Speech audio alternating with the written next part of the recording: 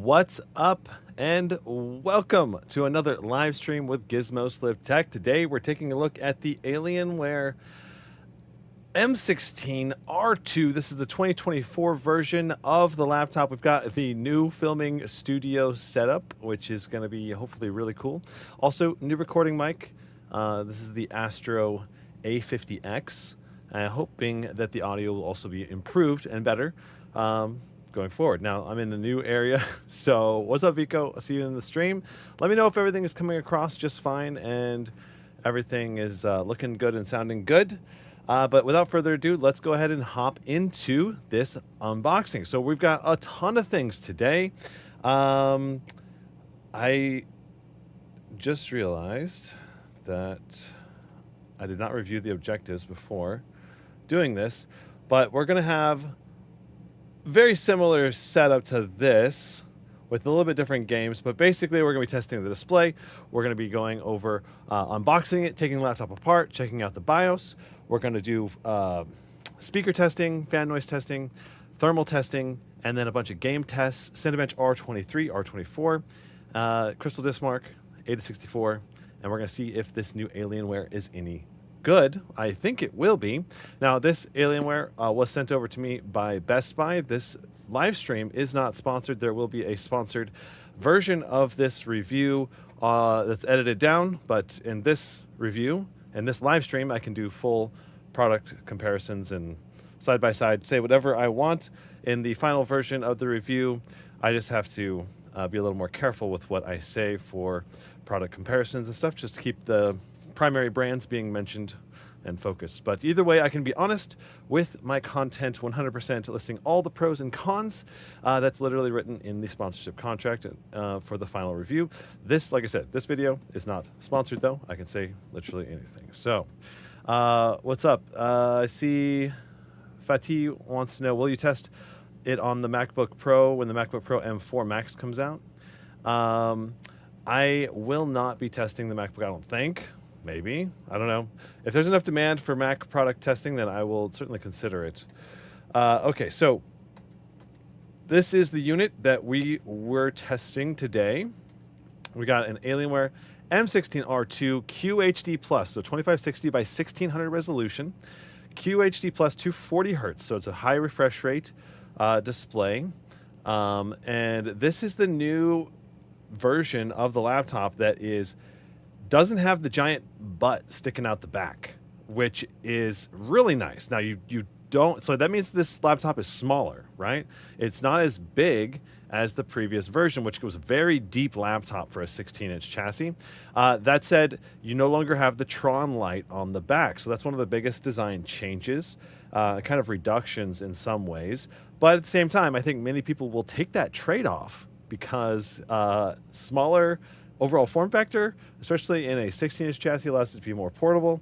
I think a lot of people will like that, though, you know, a little bit less RGB. Now, there is some RGB around the touchpad, and it is per key RGB on the keyboard itself. So there's lots of color options and RGB options for facing to the user. So that's nice. And the Alienware logo on the top is also RGB customizable.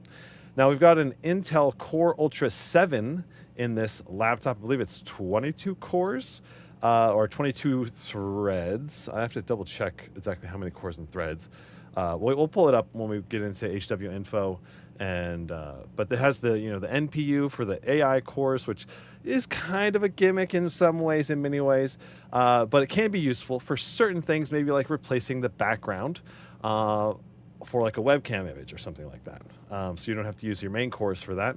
It might also be useful for video encoding and other AI tasks that have like programs that have AI functions in them. That said, regular CPU processing is still very good for doing AI tasks as well. So, I mean, it's just that you get to use low power cores to do those AI tasks instead of having to ramp the whole CPU or the primary cores when you're needing to do those things. So, so this comes with 16 gigs of RAM, DDR5 5600 for the mega transfers, RTX 4070, and a 1 terabyte SSD. Now this does sometimes go on sale down to around 1600, I think, is about the lowest I've seen it. But we're talking about a pretty premium build. There is Windows Hello on this, and there's also a 32 gig version right now that you can get with a Core Ultra 9 that's currently on sale, $300 off. There's links to both versions of the laptop in the video description down below. That said, we're doing the 16 gig Core Ultra 7 version for the review today. So right now, it would make more sense to get the Core Ultra 9 if you do end up buying this, just because it has better specs and it's actually $100 cheaper. So just want to make sure you're aware of the spec differences there. Now, there's also a link in the description down below to the laptop list, which has tons of deals here. If you want to go through the top deals right now, you're looking for a cheaper laptop, you're going to get an RTX 4060 for $750 right now from Lenovo. There's Legion laptops, there's Nitro laptops, Predator Helios, Zephyrus G16, G14, both of those are on sale right now. And that's the 2024 version. It's a very nice laptop on sale. We've also made some changes to the laptop list. Now you can see the lowest price in the last 6 months on each laptop listing. So if the lowest price, like the Zephyrus G16 right here, for the 4070 is right now $1199. So you can see that it currently is matching the lowest possible price that we've seen on that laptop. So you know that is a very good deal, and it's, you know, you're not going to likely see an even lower price anytime soon. Well, maybe with Black Friday coming up here in a few weeks, but it's hard to say because sometimes the Black Friday prices just match the really, really good sale prices from the previous month. So it really varies from year to year and how badly the manufacturers really want to sell everything. But yeah, so there's all the laptops from 2024 are on here. 441 laptops on the list now, and it is still being updated several times a week. You can follow the list if you want to get those updates in an email form. Okay, so without further ado, let's go ahead and continue into the unboxing. So we've got the Alienware box here. Let me just check chat one more time. Martin says, hello from Czechia in Europe. I didn't hear from you in a long time. How are you? Yeah, I've been been great. The headset. This is the Logitech Astro A50X, and I've got a review coming out for this headset coming out soon. It's a $379 headset, very expensive, with a higher quality mic on it, I think. It's pretty sweet. It also has auto switching between the different audio sources, so you can jump from Xbox to your phone to your PC to your PlayStation with a quick switch button. And yeah, but the downside is you have to go through the base station only. You can't just do Bluetooth to headset connection. It just doesn't have that option as far as I can tell. Okay, so let's get to the unboxing now. Nice Alienware logo. We got some other like kind of etching in design with a 1 and a 6 here. Kind of hard to see that with the camera. If I flip it around, you can see more Alienware etching right here. Let's go ahead and put it down and open it up. So it's kind of hard to see for me. I'm trying to make sure the camera angle is still good because it's the first time using this triple camera setup. But I think you guys are going to like this camera setup quite a bit better overall. So let's go ahead and take out the power adapter and take a look at that first. So here's the power adapter. You can see there is a rather short cable here. This is only about 2.5 feet long. It's a really, rather short power adapter cable. I wish it was longer. I think 4 feet should be the minimum. So that's a little critique right there. That said, the power adapter cable coming from the adapter to the laptop is quite long. It's probably about 6 feet long or so. And then it is a 240 watt power brick. So not sure what the best camera angle to show that is. I think this one. And so you can see it's a 240 watt right here, Dell power brick with, it has an LED indicator light as well when this thing has power. So you can know if the laptop is plugged in and if the power is active, as long as you just do a visual check on the laptop itself, which is that's a nice feature to have, though not essential. It's just a nice little premium thing that Alienware does on their power adapters that not that many manufacturers do anymore. So I like that. Let's go ahead and pull the laptop out here. Okay, so it looks like I put the plastic on backwards. Gonna have to dig in here and pull it. There we go. Nice. And let's also go ahead and grab the little leaflets here. So you get some Alienware stickers, which is kind of cool. I mean, especially if you like putting, I don't know, it's kind of a unique logo, and some people really love the alien head design. I do like it. In 1996, we set out to build the most innovative and high-performance computers for ourselves and our fellow gamers. Since then, Alienware products have won hundreds of awards around the world. And your appreciation of premium performance and innovative design is exactly what distinguishes Alienware user from everyone else. So there's some little marketing thing right there. Here's a warranty and safety regulation. As far as I know, this comes with a 1-year warranty. Also a little quick start guide. Looks like maybe, yeah. So if I go to this camera angle, I can show this off better.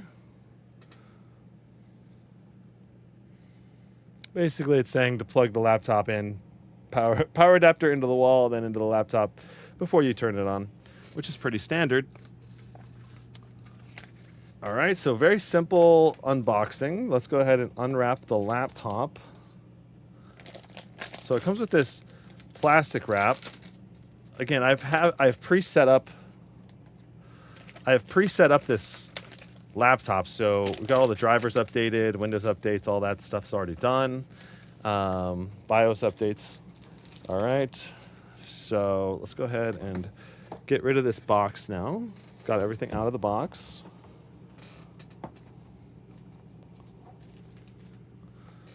So here's the laptop itself. Got this nice metal top with a nice metal bottom. Plastic on the rear. In some ways, having the plastic on the rear is really nice because this is where all the heat is primarily going to be exhausted from. And when you touch it, it's not going to be super hot to the touch because plastic doesn't build up heat the same way metal does. Now, there's also exhausts on each side, and of course, those are going to get pretty spicy on the temperatures. Fan intakes here on the bottom. We will be taking the bottom off as well and checking out what it's like on the inside today. So there we go. Let's go ahead and lift it up. And that's the inside of the laptop right there. Interesting. So just lifting the lid on the laptop actually turns it on. That's probably a setting in the BIOS. I usually don't have that enabled. I usually turn that off, to be honest with you. Just because I don't want my laptop accidentally turning on if it thinks that I, open the lid or something when I didn't actually open the lid. I don't know. Okay, so that's the laptop. We're going to shut it back down because we're going to take this thing apart right now. But let's do a flex test on it. All right, so for the flex test, probably is going to be best if I switch to this camera. All right. Well, I can kind of show you what it looks like doing the flex test like this, and then I'll show you the flex test. So there's definitely some flex in the middle by the keyboard. Let's switch to this camera angle so you can see the flex test a little better from a horizontal perspective. So right here, there is some flex on the wrist rest, but it's mainly just the rubber feet. This has a nice rubberized texture to the interior, by the way. It feels really good, and I do think it feels very premium. So this area right here is probably the weakest, coming by like these arrow keys into the spacebar area. WASD is actually pretty strong. This is just a little bit of flex. Let's go along the left side here. No flex, no flex, no flex. Just a tiny bit, but just a little bit of flex, not much. Not much flex, not much flex. Yeah, so mainly just some flex here in the middle. Overall, that's very rigid. Let's go ahead and test out the rigidity of the hinge. All right, so hinge rigidity. It seems to be very stable and strong on the hinge, which is really nice because you want this hinge to stay put. Like it takes a good amount of pressure to move the hinge, which is definitely one of the things I look for in a good hinge. Let's see how far back it can go. Okay, so it can lay completely flat backwards, though it can't go all the way to the table, which is fine. That makes sense. I do like the hinge overall. The hinge design appears to be high quality, and the hinge mechanism is very tight, very difficult to move the overall lid around, which is going to help it stay in place when you need it to stay in place. So let's go ahead and take the bottom off now. So I'm going to grab my iFixit toolkit. There should be a link in the description down below if you need a toolkit for opening laptops. This is a good one. It's nice and basic, and I think it only costs around 20 bucks. So let's go ahead and take this guy apart.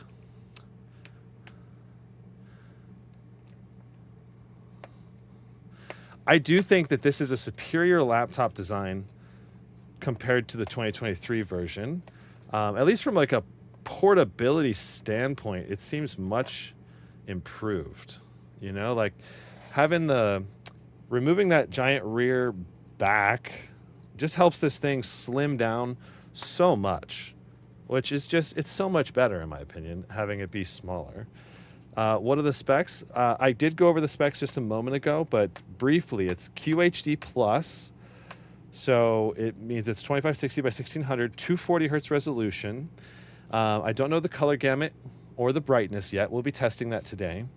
And we've got a Core Ultra 7 processor with an RTX 4070. And we'll be testing a bunch of different games and everything today on it. So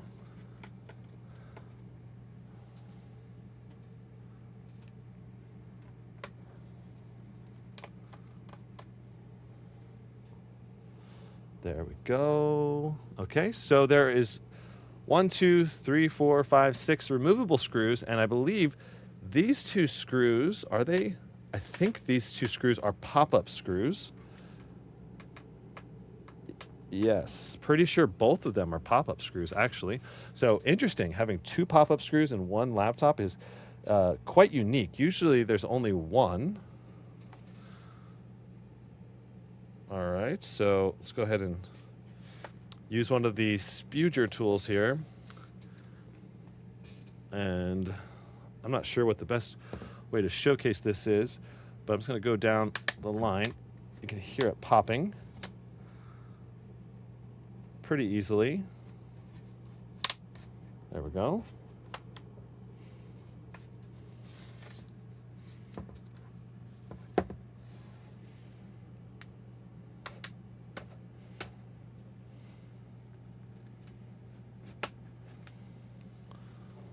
My hope is that it's easy enough to get this thing off.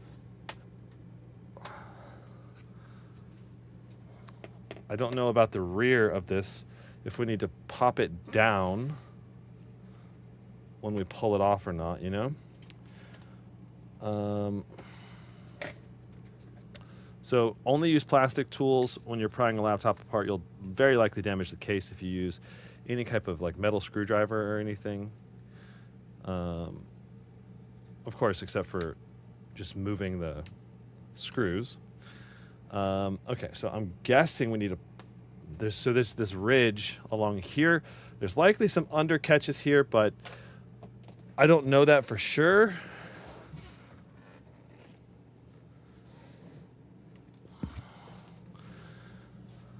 So, and I have not taken this apart off stream or anything.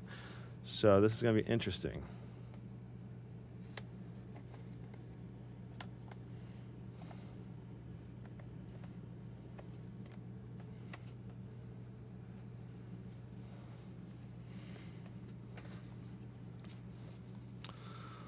Let me just see if I can get this to start prying up right here or not.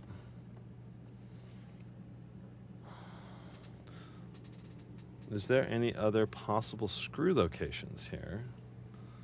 I don't think so. My guess is I need to just get this pried up, lift it up a little bit, and then you slide it forward, probably out from under the back.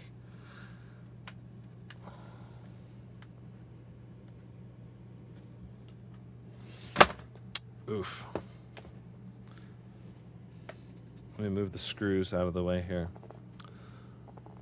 It's kind of difficult to do this with the current camera angles. Let me try switching to this one. All right. That should be a little bit better.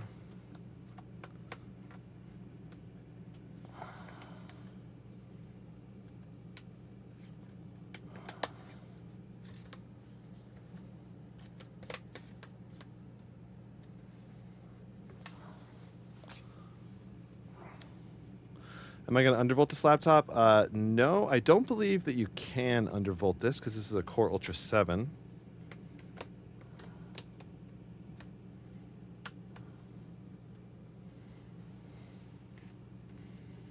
Let me try unscrewing this a little more again. That was it. Okay, so the screw, the pop-up screws kind of caught a little bit on the edge. That is what was holding it down. All right. So make sure just double check your pop-up screws because they were just basically like screwed in with like a thread's width or something, you know? Just like a little bit. All right. So there's the inside of this laptop. We're going to do some internal analysis here. See if I can zoom in a little bit better. There we go. Very nice. All right. So along the top here, we have two giant shared heat pipes. This is going to mean that our heat is going to be distributed out both fans for both the GPU and the CPU. So I like that a lot. You also have a dedicated heat pipe just for the CPU and just for the GPU. There's also these big heat plates that all connect to these heat pipes to distribute the heat from the VRMs, which is nice. Okay, so our battery is a 90 watt-hour battery. Our Wi-Fi is an Intel BE202 Wi-Fi, which is nice that there's an Intel Wi-Fi in this. Let's go ahead and see if we can check the brand for the memory and the SSD. And so there is a nice heat pipe or a heat metal plate basically for the SSD. Oh, there's a second. Interesting. And I have to have a different size screwdriver head. This is one of the reasons why having a toolkit like this is good, because if you have different screwdrivers, if you need different screwdriver heads to complete your completely access all the parts of the laptop, it's just really useful. Okay, there we go. So there it is. We have a KIOXIA brand SSD. And notice there are two M.2 slots here. 1, 2. And let's go ahead and just put this back. This is so interesting that there's a screw here and there's a screw hole inside of the screw itself. I don't think I've ever seen that before. So this is a screwdriver, or like a screw itself, and there's a screwdriver in the middle of the screw. Super interesting. All right, and so we're just going to put this back now. So this is a 1 terabyte SSD.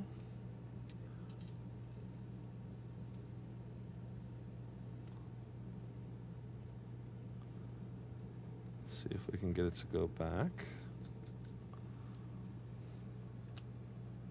Yes, everything is seated correctly.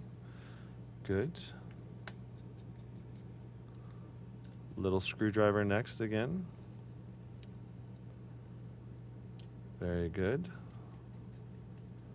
All right, let's see if we can get access to the memory here. Okay, so this is just a plastic shroud. Has a nice little Alienware logo attachment right here.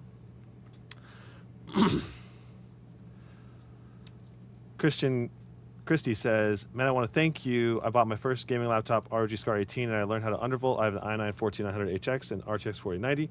Now I have more power because of you and what I learned from you. Cool, man. Congrats on the laptop. That's a great laptop. Okay.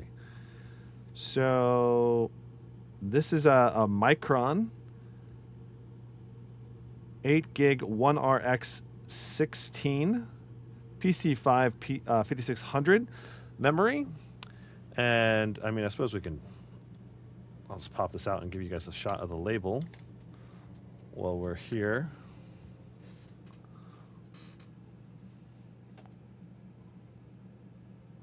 So in case you want to get upgraded memory, I don't know. I mean, you're going to replace both sticks in this anyway, so it's kind of pointless to do that. But if you want to know what it is, that's what it is.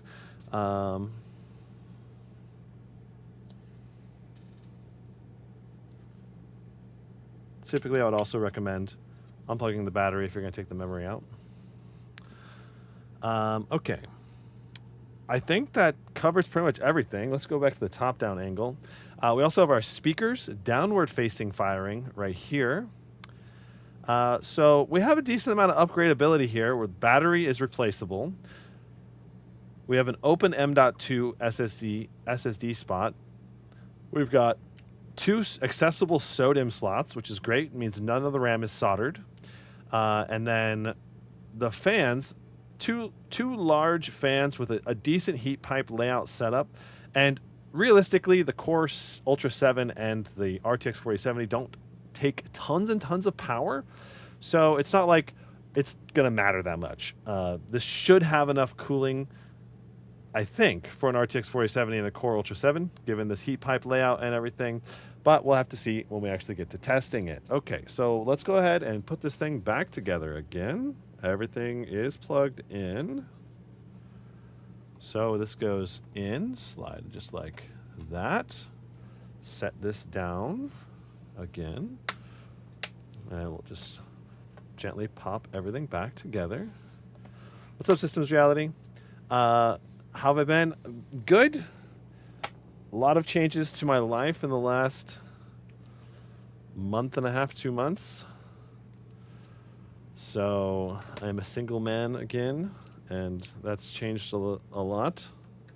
So moved out of the house in the old studio I was in. I'm back in an Airstream. And I'm enjoying my life a lot. So,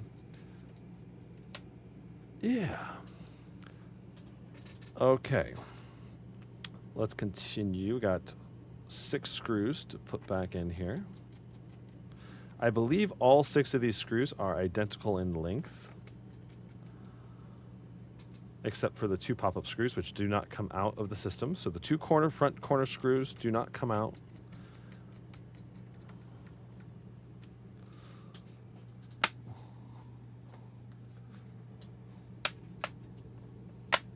Yeah. Good to just give it some extra pushes all the way around to make sure everything's really popped in before you tighten all the screws down.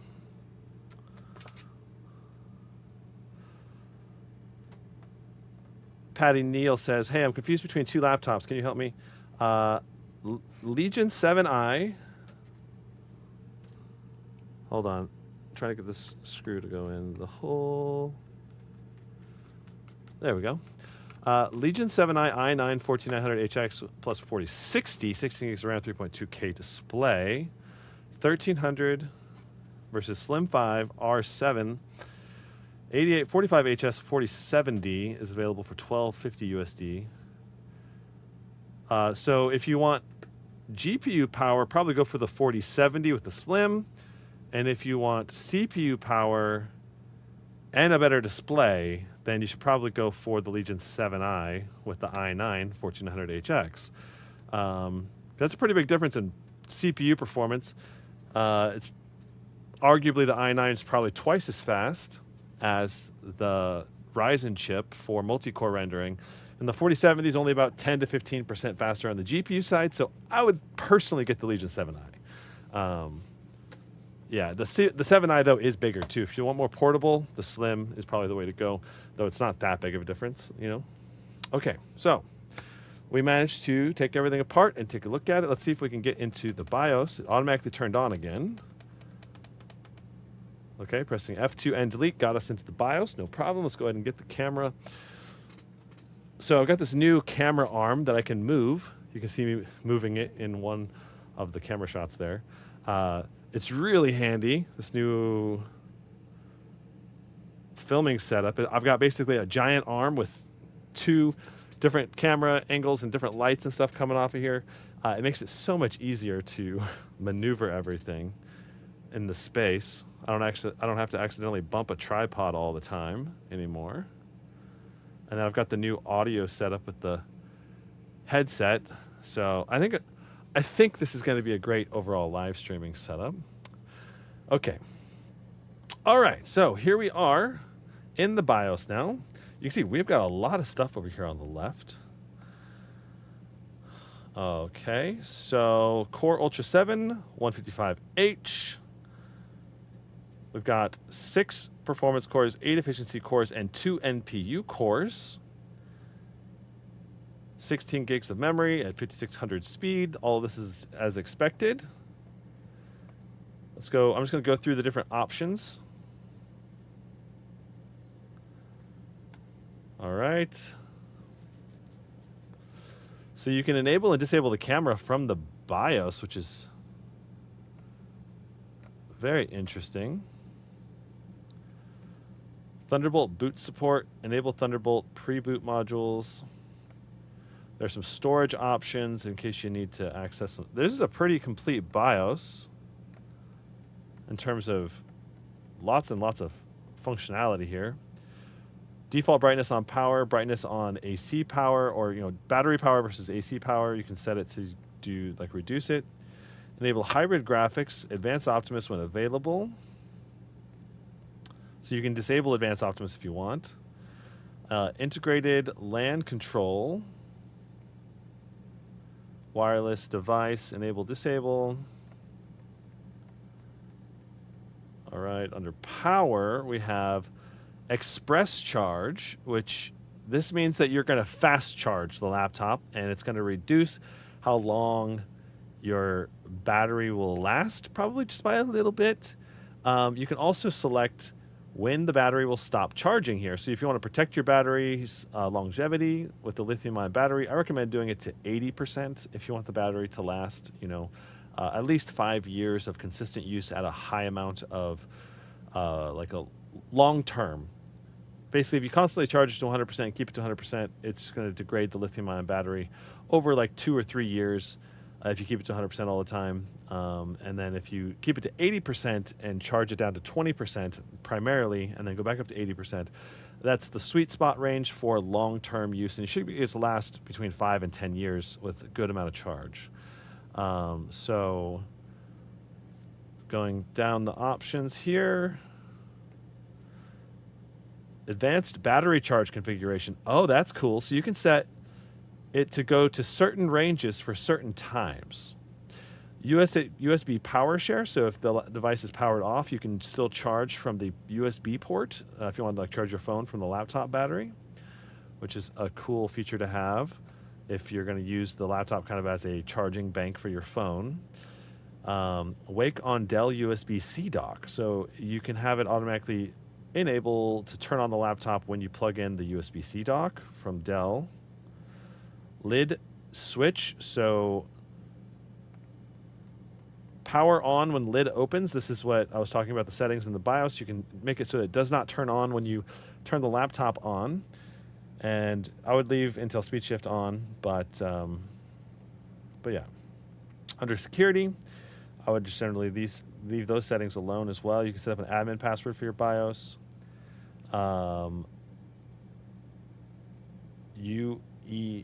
UEFI capsule firmware updates. Option controls whether the system allows BIOS updates via UEFI. Capsule updates, BIOS recovery from hard drive, enable. I would leave these kinds of things enabled typically. Allow BIOS downgrade, that's nice, in case you want to reverse the BIOS to an older version for some reason. System management. Wake on AC, so if you plug in the power, it'll turn the laptop on. I don't generally like having wake on some random things like happening, like the lid opening or plugging in the laptop, because I prefer to control when the laptop turns on, because I have fried a laptop before in a backpack when it turned on when it shouldn't be, or it just burns the battery down because it, I take the laptop out and suddenly the battery is already dead or something because it turned on in the middle of the backpack. It may not have killed itself, but it may just be like dead juice-wise.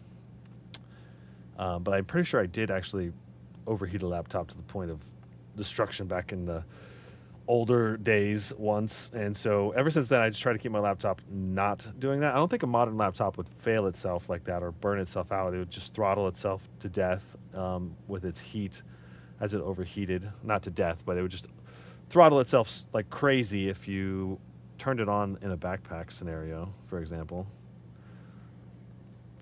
So virtualization support, under performance, this is kind of what, let's take a look at what they got on here. So you can enable or disable efficiency cores.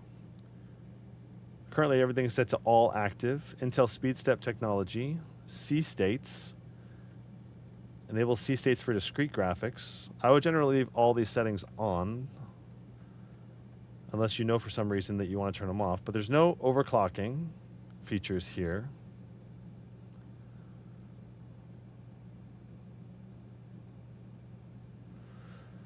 TCC activation offset. I'm not sure if that would affect performance much, but it might be a setting that would be worth playing with. I'm not sure.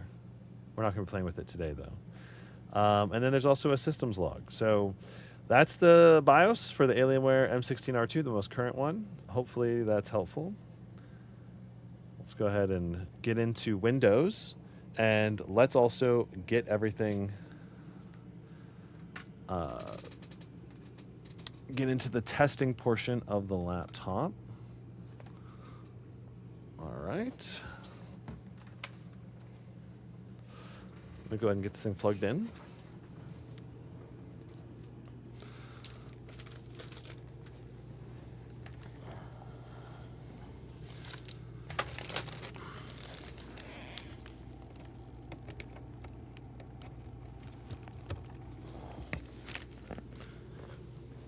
Cool. All right, it's going to try to log me in with Windows Hello right now. Let's go ahead and get everything it did. Logged me in just fine. Let's go ahead and get the mouse plugged in. Well, we can go over the ports here. I'd say ports will be next. All right. So,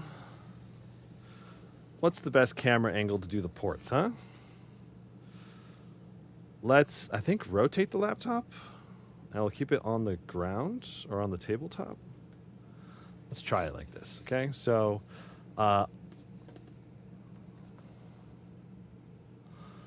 along the right side, we have a micro SD and two USB 3.2s that are type A. On the rear, we have a Thunderbolt 4. Let's see if we can get it to focus. There we go. A Thunderbolt 4, a USB-C with DisplayPort support, HDMI 2.1, and our power adapter cable. There's a giant blank space here. I kind of wish they had put a USB-A here.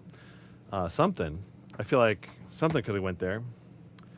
All along the left side, we just have our Ethernet port and a headset adapter port. So overall, that means we have, at least we have a Thunderbolt 4. We have two USB-Cs and two USB-As and a micro SD.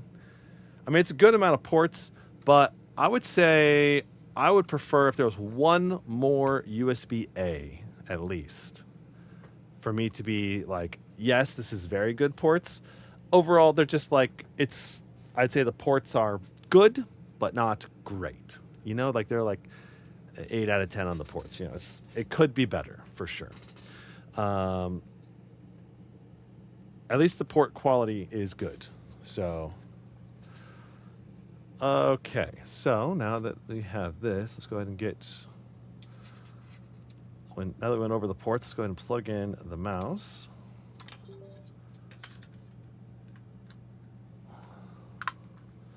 And also let me go ahead and put away my screwdriver here before we continue.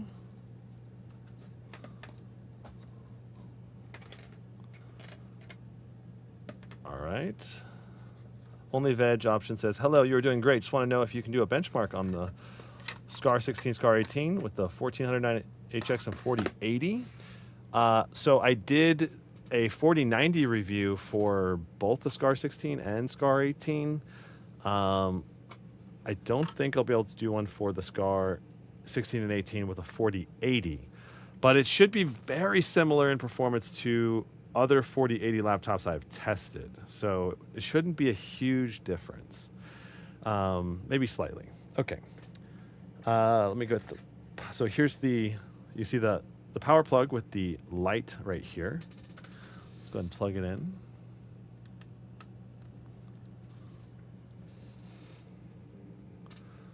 All right, so it's going to switch to the Overdrive preset now. And that does turn on max fans, I believe. And it gets the power really ramping. So let's go ahead and I didn't have a chance to do this before the live stream started. So let me just edit this real quick. All right. Bloatware evaluation, yes, we'll want to do that. Yes. Can delete that.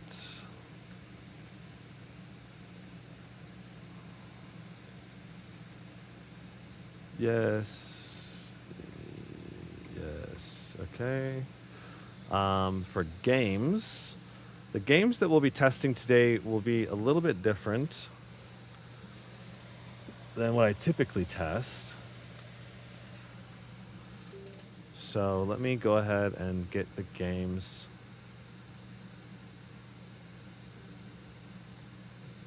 list pulled up here.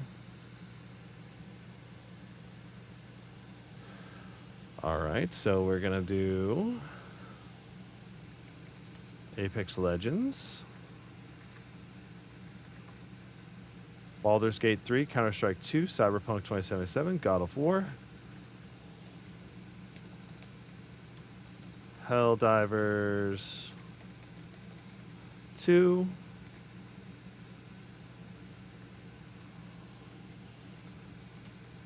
Hogwarts, Witcher 3, and Illuvium.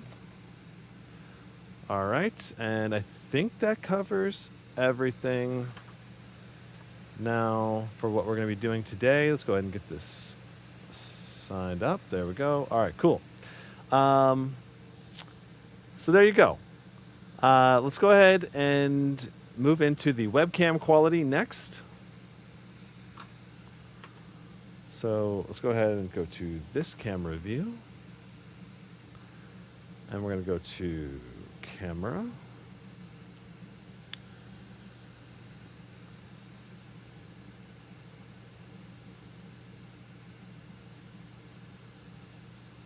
There we go.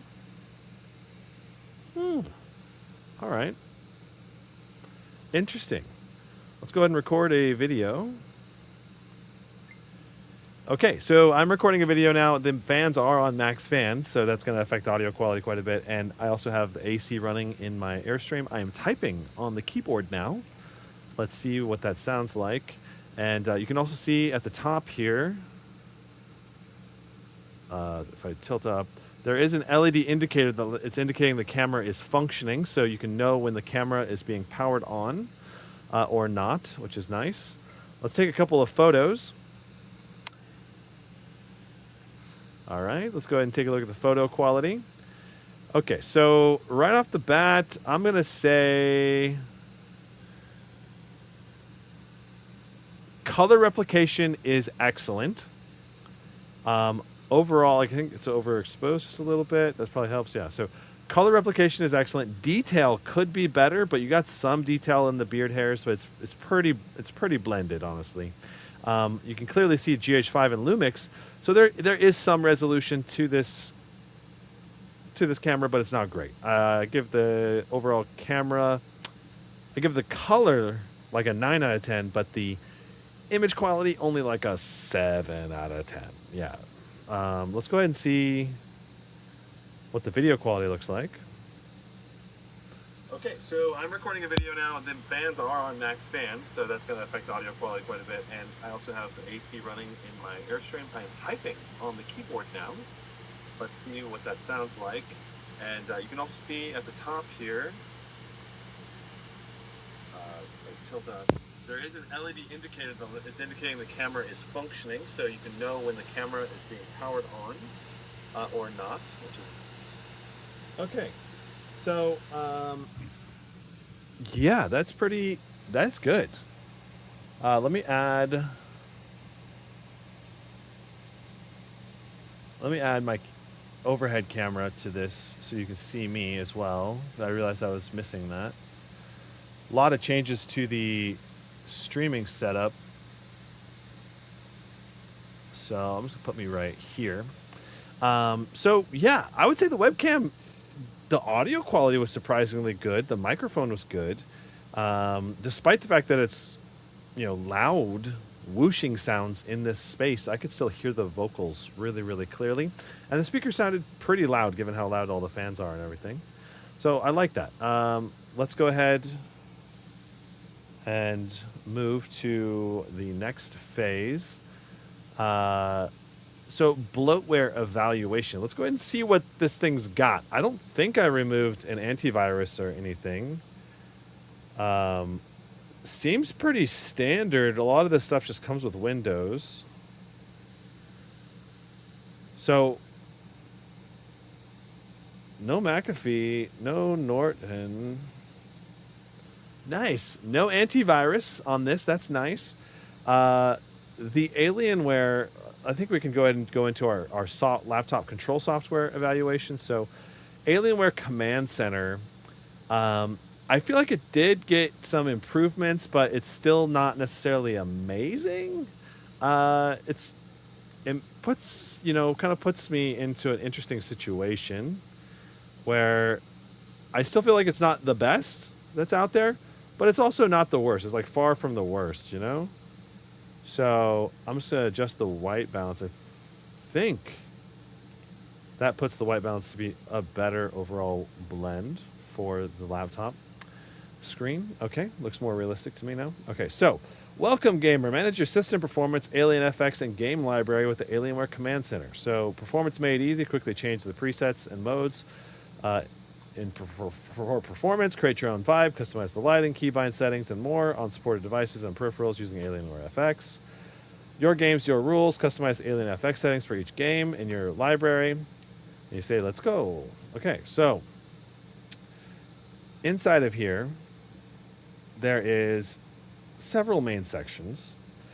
The home page here just lets you see some of the most recent games and some key changes. If you want to change the performance mode, like if I want to get rid of the fan noise, I can just go down to performance or balanced mode, and then the fans will only kick on when you're actually under a load. If you're in overdrive, it's going to turn the max fans on, even if you don't need max fans. Okay, so I'd recommend probably performance is probably the profile I'd recommend for the vast majority of people if you want to have a better balance of acoustics and performance. If you just want maximum performance and you got a nice headset so you don't even hear the fan noise, then do overdrive. That's going to give you the best overall performance by a little bit.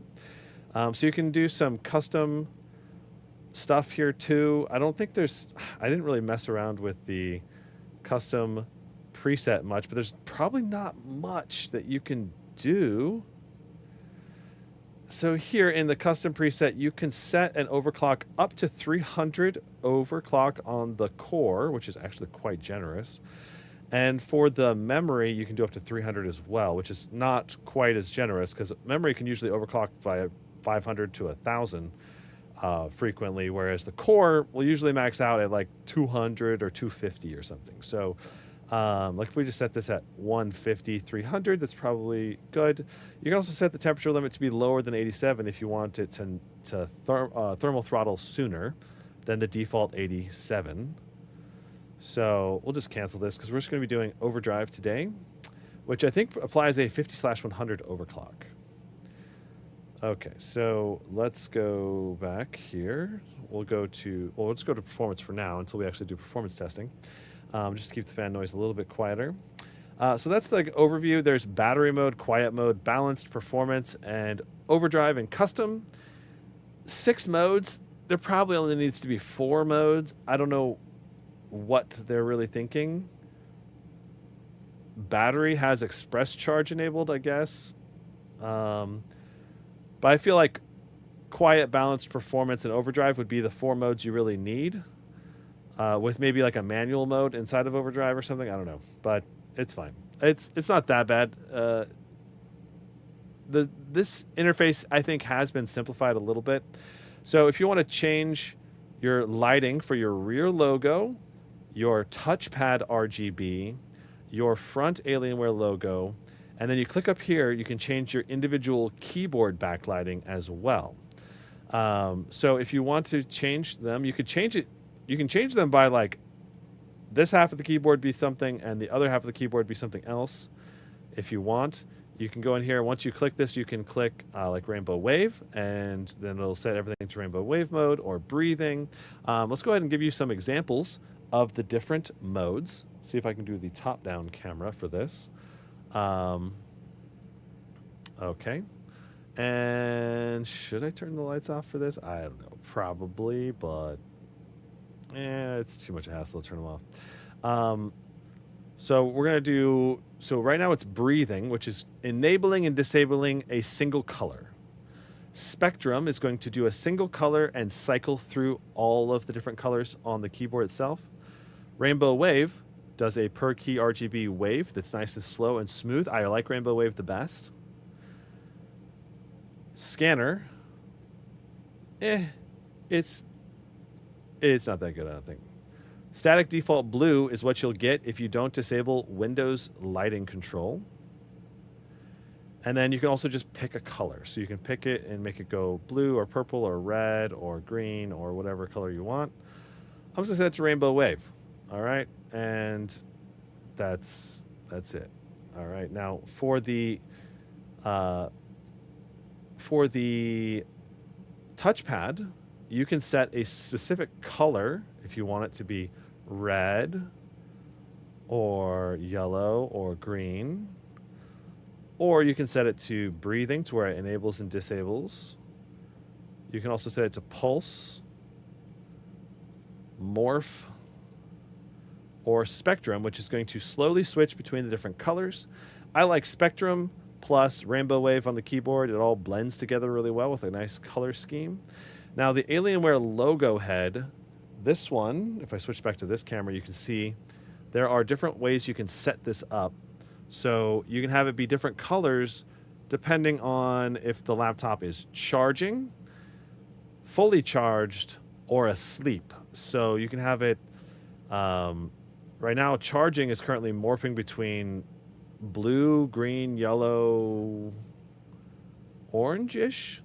Fully charged, it just turns to solid blue again. So kind of cool that you can do your own custom presets on this. Oh, this is interesting. So if you set it,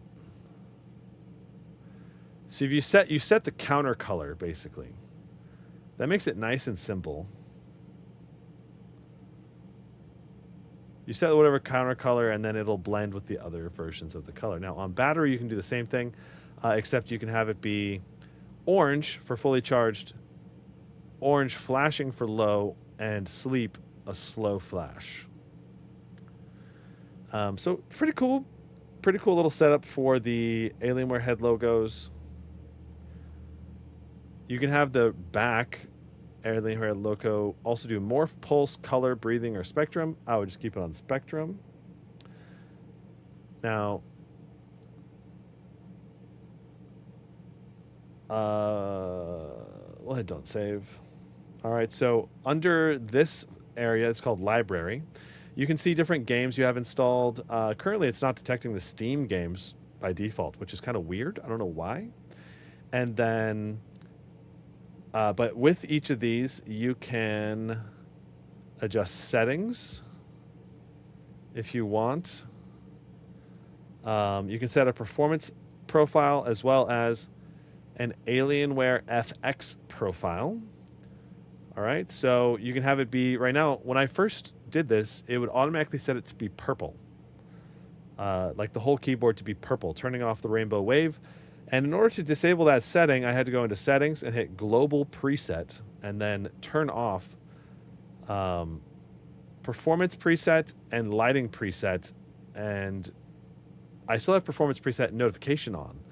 But this way, when you launch a game, it doesn't change your performance profile per game, though you may want that. You know, if you're running arcade games that you don't need any power really to run, or like Minecraft, you can just be in quiet mode.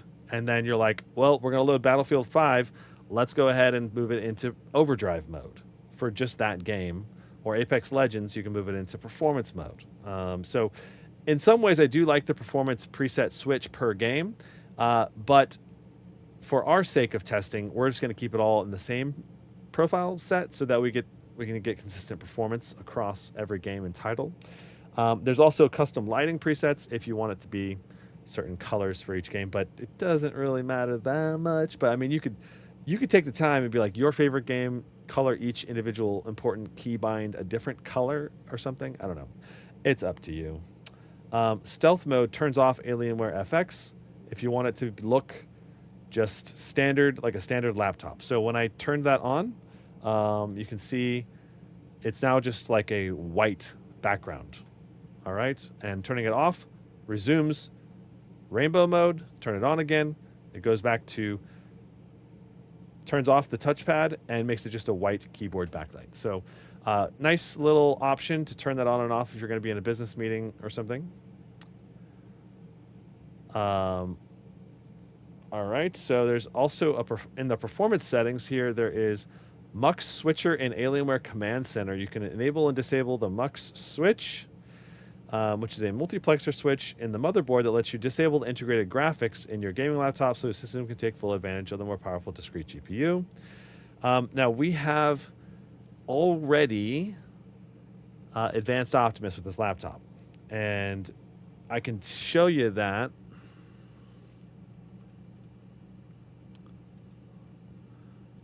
If we go to the control panel, NVIDIA control panel, and right here, you can see right now we're in NVIDIA GPU only mode, which is in general what I'd recommend for you to run, because if you run it in an Optimus mode, every time you launch a game, it's going to have a stutter start and you're not going to be able to use the laptop for about 5 seconds. Well, it switches between integrated and dedicated graphics. It's kind of annoying. So I just switch it to NVIDIA GPU only mode to make everything smoother and not have to worry about the integrated graphics accidentally being launched as well. But yeah, another thing that I turned off for the sake of testing is the Alienware Command Center overlay.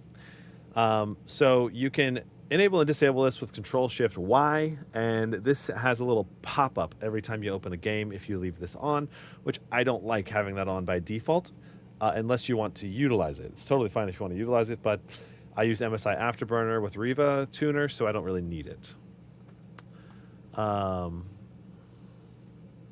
Okay. Angel says, aren't you guys afraid to buy the Intel 13th and 14th gen processors? I've heard there are degradation problems. Intel has come forward and said that there is no issues with the laptop, that the problems with the voltage on the desktop chips for the 13th, 14th gens were due to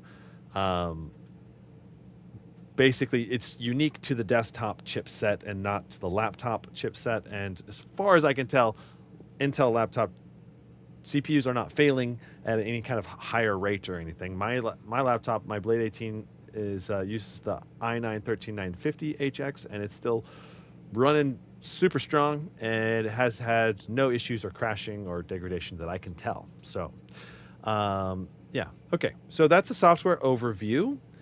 Let's go ahead and test the keyboard, mouse, and then we'll do our display test next. All right, so going over the keyboard in detail. This is going to be, I wonder if I should do a top-down for this instead. Probably, huh? Can we go any more zoom? We can. Oh, wow. Let's see here. Can I get focus? Sorry, guys. This is... There we go. Nice. Very nice. Okay. So, taking a look at the keyboard, we have a FN lock button. So, if you want to switch the functionality of the priority for all the F1 through 12 keys to be F10 or brightness down, you can switch the priority at first key press, so you don't have to hold the FN key. So F1 is your fan profile switcher. F2 is stealth mode. So if you want to turn off all the RGB on the fly, you can just press that. F3 is, I think... Is this the command center? Those don't appear to be doing anything. These might be programmable macro key buttons, honestly. That's my guess. So if you want to turn off on the keyboard brightness, there is two. There's dimmer and max brightness and then off. Then there's the display switcher, Bluetooth enable, disable, brightness down, brightness up, T-pad, which I don't really understand what that is in this scenario. If someone in chat knows, let me know. Then there's home end or print screen and pause. Then a delete key and insert key as well, alternating. Then we have our mic mute, volume up and down, and our full-size arrow keys. The right shift is a little bit smaller to make up for the full-size arrow keys, but I like that. Overall, this keyboard layout is quite good. We also have a dedicated caps lock key that lights up. I do like that as well. And the keyboard feel is good. It has some nice keyboard travel on this laptop. And it's still fairly soft. It feels good to type on. I don't have any issues with the keyboard. The spacing feels good. The main downside is there's no number pad. So if you need a number pad, then you have to go with a different laptop. Yeah, so talking about the trackpad. Trackpad is not huge, okay? This trackpad is a nice medium size, I would say. It's not tiny. It's also not huge. It's got a good feel to it. I don't know that it's glass. It feels like it's probably plastic because it's not super smooth. It has the same texture as this. Honestly, it feels very similar. So I'm guessing it's plastic, but it has a good click, and it feels very firm, which is obviously very important. Like, there's not much flex to it, so that makes it very usable. And I pretty much use an external mouse all the time unless I'm using the laptop in my lap. That's the only time I really use the touchpad anyway. But I do like this RGB outline around the touchpad. Overall, the touchpad I feel like could be bigger. It'd probably be better if it was going up another ½ inch and maybe down another ¼ inch. That would be a better touchpad. I'd recommend that change to Alienware if they can. But as it is, it's not a huge deal. I would just give the touchpad it's like a 7.5, 8, you know? Like if it was glass, it'd be better. And if it was a little bigger, it would be better. Okay. It's time to do our display test next. Let's go ahead and grab that.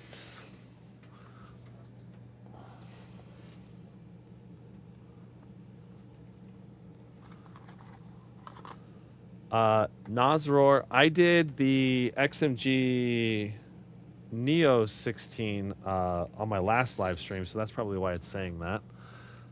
He says that the Discord chat bot says I was doing the Neo 16, but I did that a couple weeks ago. All right, so I've got the Spider 5 Elite. We'll be pulling our display test results from this. We're going to see if Alienware has upped the display brightness to over 300 nits, because the last 5 Alienware laptops I reviewed, I think it was right around 300 nits every time. So I'm very curious to see if they've bumped that up some more.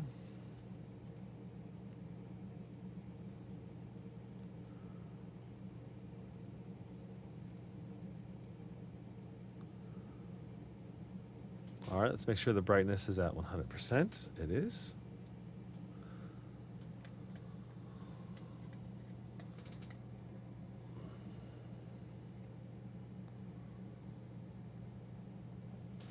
Need to tighten this up just a little bit.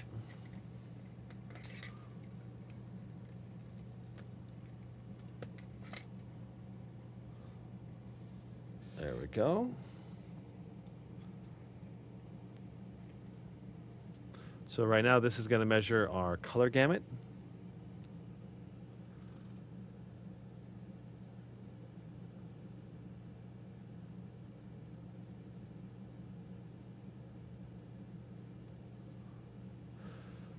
Nasroy says got over 38,000 in Cinebench R23 after undervolting. That's crazy on the Neo 16. That's really, really good. Yeah, it was super weird because it did not perform the same way that it did during testing at Computex when I was there with Tom from XMG. So it was weird how the Neo 16 underperformed with me. So we'll go ahead and drop the brightness all the way down.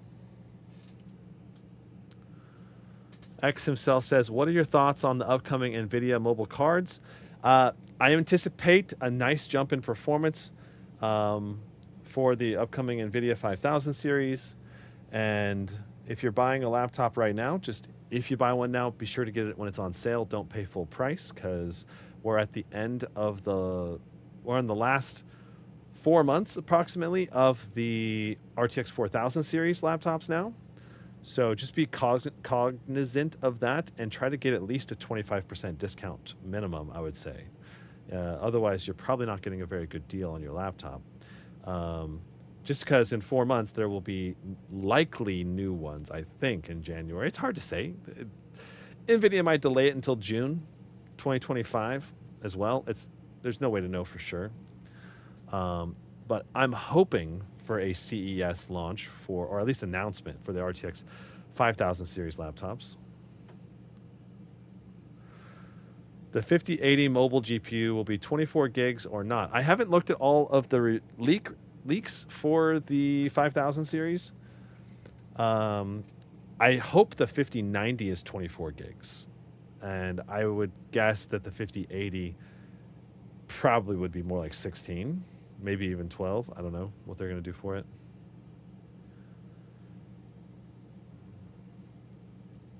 Nazro says that the leaks show 5080 and 5090 will be 16 gigs. Interesting. Well, leaks are not always right, but oftentimes they're pretty close. So we'll have to see. Okay. So taking a look.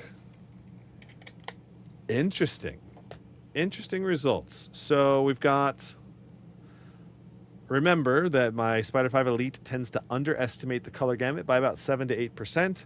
So we've got over 100% sRGB, which means this is a good laptop for gaming, but not as good for content creation because we're only looking at about 80% of the P3 color gamut and 79% of the Dolby RGB.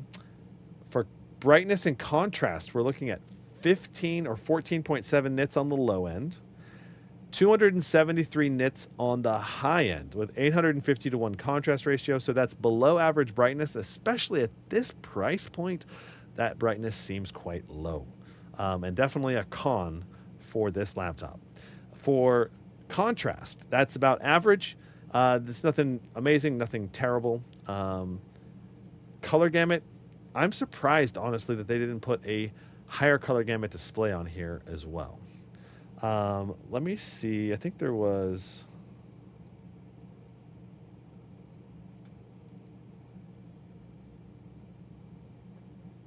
So there is only one color profile picker available for this display from Dell. So it's already on that profile. So this is probably the best results we're going to get for this laptop. But 273 nits seems... That's 250 is like bare bones. And a lot of more budgety laptops come with brighter displays than this. So, especially considering the starting price, the retail price of $1899, this is a very low brightness display for the money. Okay.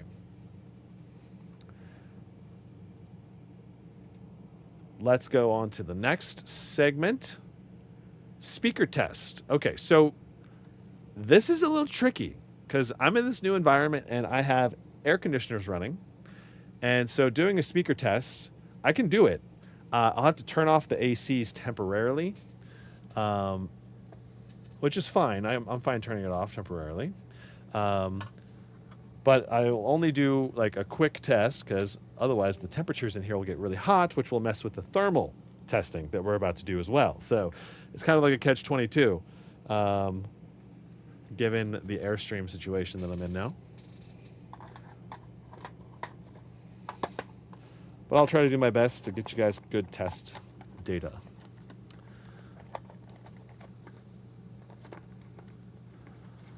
Just Ordinary Guy, can you tell me why Gizmo is changing place?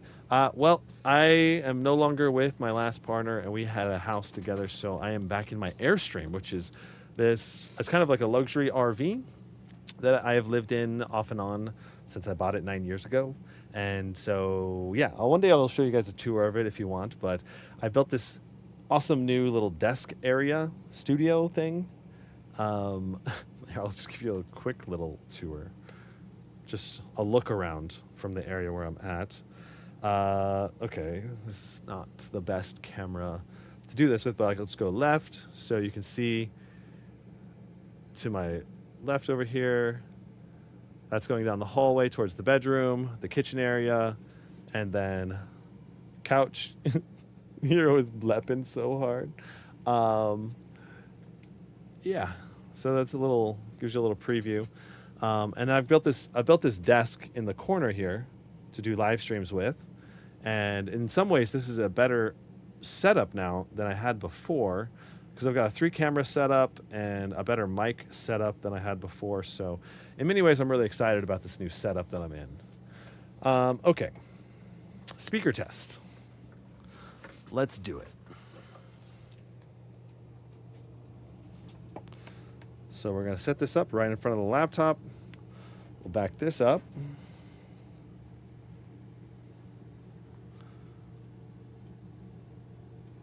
All right.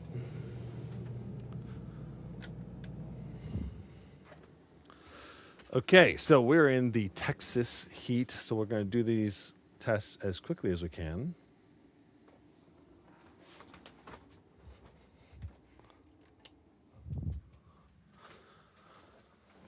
All right.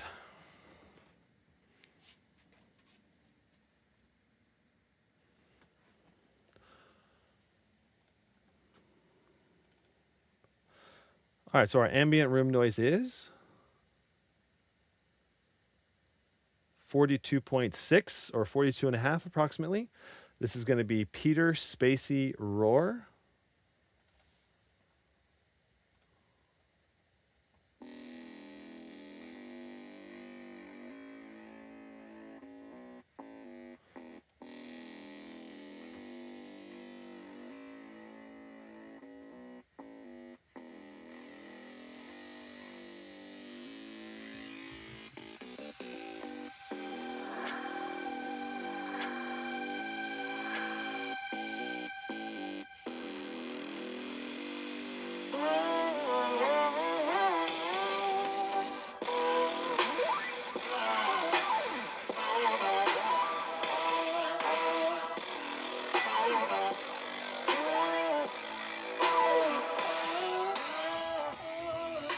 All right.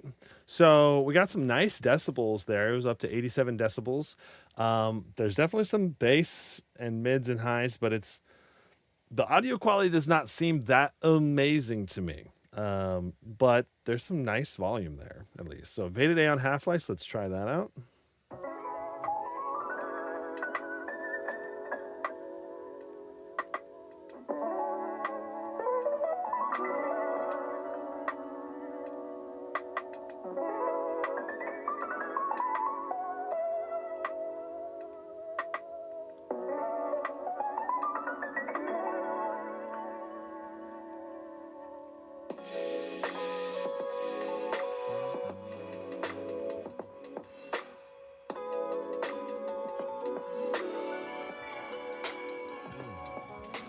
Well, those mids and highs sounded pretty crisp and clear.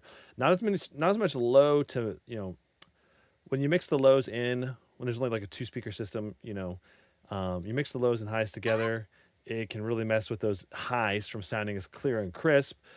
And I would say that's happening on this system as well. So here's some vocals. La La Love You Like. I love, I love, I love, I love, I love you like la la la la la la la la. I love you like la la la la la la la. I love, I love you like la la la la la la. Yeah, the vocals sounded pretty good. I think the biggest issue is in that first song, Peter Spacey Roar, where, when you have mids, highs, and lows all blending together, it just muddles everything more so. So the speakers are loud. We got up to, I think, 86, 87 decibels on the high end, which is good volume. Really great volume would be over 90 decibels, but considering it's a 2-speaker system, I give the speaker system probably around like a 7.8 or 8 maybe, which is not amazing. It's not terrible. It's just, when you're paying this much, I kind of wish it was just a little bit better quality though. Okay. So that's speaker system test. Let's do fan noise testing. So let's go ahead and go to overdrive mode. We're going to load up 3D Mark Time Spy. Let's make sure Afterburner is running, if it's not already. Cool.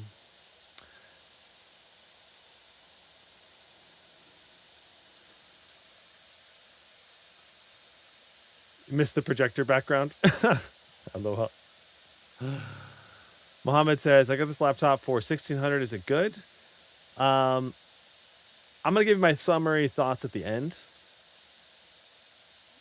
But I would say initial impressions are that there's some strengths to this laptop and some weaknesses to this laptop. I don't know if it's the best. I don't think it's the best laptop for $1,600, but I wouldn't say it's a bad one for $1,600. I don't think it would be my top recommendation, but if you got it and you like it, I don't think it's going to be a problem. I don't think, but we haven't done our testing yet. Maybe we're going to come into some big problems here with thermal testing or something, so I don't think we will, but it's a possibility. So I reserve judgment until I've been able to test, all of the benchmarks and tests for a laptop before I'm going to openly say for sure whether I think it's one I can recommend or not.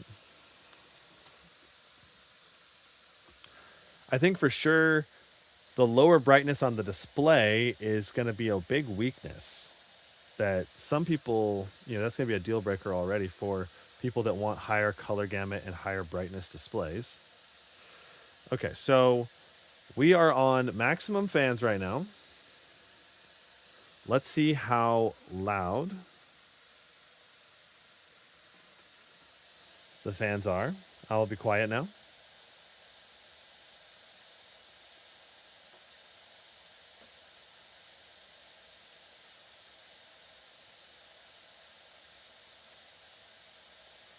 So I'd say 64 decibels, right in that range, is a very loud max fan.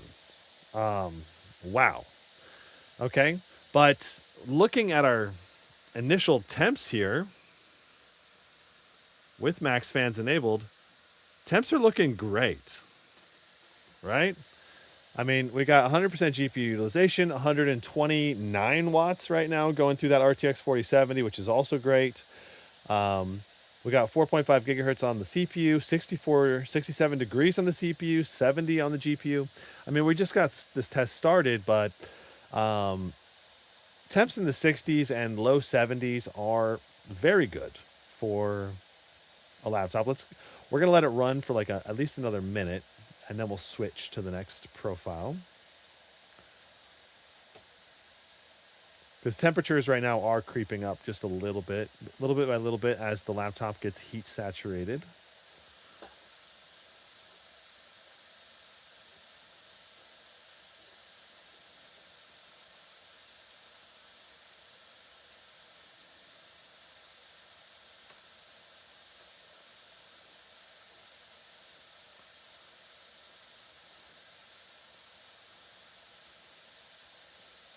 Furon Art Nazaror says the GPU being over 105 watts shocks me. Used to seeing voltage limited to that range. So basically, by going over 105 watts with a 4070, you're able to eke maybe another 5 to 10% performance, going up to like the 125 to 135, maybe 140 watts. It's a very small performance difference. The thing is, you can run the same clock speed at 105 watts probably, and it'd be like undervolting it, and they just produce less heat. So it's kind of pointless to run at that high of wattage, I think. So yeah. Also, I'm going to go ahead and raise the rear of the laptop as well, just to make sure we got airflow flowing how it's supposed to flow, you know. And it's important to recognize there's not as much area back here for airflow, so things are going to get hot in this environment a lot quicker than in my old studio area. That was bigger. Okay, so 76 degrees, 75, 74. So mid 70s for the GPU temps on Overdrive, 69 for the CPU. We're doing great right now. Let's go ahead and switch to performance mode and see how that changes things. So our GPU wattage is coming down because we were more like 130 range, give or take 5, and now we're in the 120 range. Also, our GPU boost clock, well, it was 2550. Now it is 2550 again. But it's when we were in overdrive mode, it was hanging around 2550 consistently. And now we're doing mid 2400s. So GPU is not pegging to the highest boost clock anymore like it did in overdrive.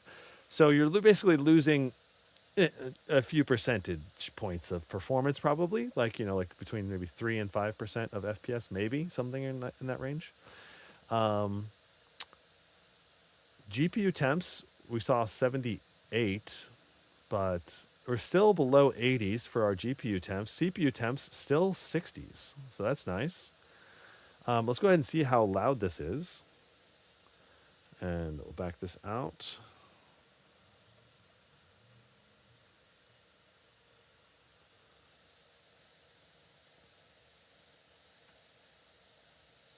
.5 decibels is a nice level of audio. Let's go to balanced mode. All right, we are now in balanced mode.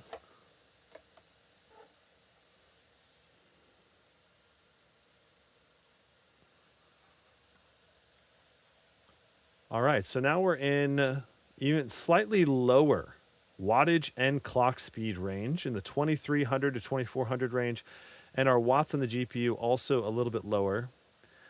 I bet the fan noise is not too much quieter either, though. That's the downside. So it doesn't sound much different to me. Let's go ahead and see. Let's see if it's any quieter now in balanced mode.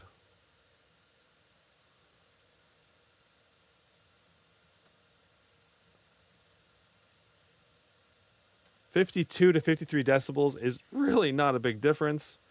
So, I don't know. Performance-wise, it doesn't seem to be that big of a difference either. Sorry, let me make sure you can see the full specs for the performance. So overall, I mean, I would say running it in balanced or performance mode is going to give you the same ballpark of performance.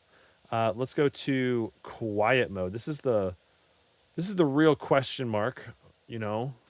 In quiet mode, how quiet does it really get, and what kind of wattage can you really play at in quiet mode? Because does the laptop become essentially useless in quiet mode or not? So we're still doing 95 watts. That's impressive for a quiet mode. That said, I don't know if it's really being that quiet. 23 watts to the CPU, 95 to the GPU, 2150 for the GPU boost clock. That's pretty good for a quiet mode, but let's see. That should give you plenty of performance to play the vast majority of games without an issue. Even modern titles should play pretty well.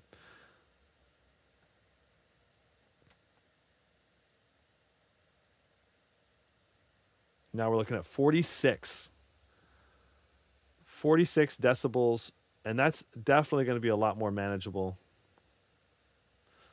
for anyone that wants to have it be a much quieter gaming experience. That said, a lot of laptops in quiet mode are like actually super quiet, like 43 or 44 decibels when the room noise is 42.5 decibels. Remember, that's the ambient noise is 42.5. So going to battery mode now, actually I hear it kind of spinning up a little bit more on the fans. The CPU is up.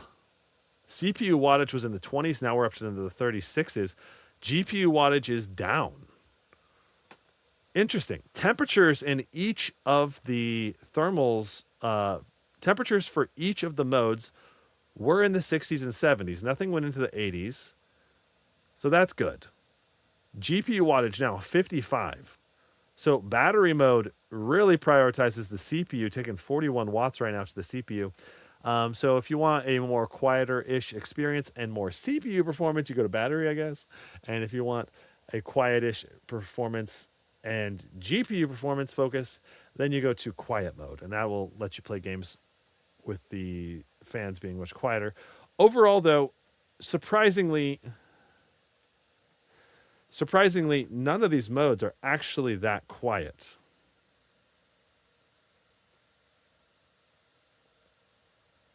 So battery mode being 49.5 decibels or almost 50 decibels.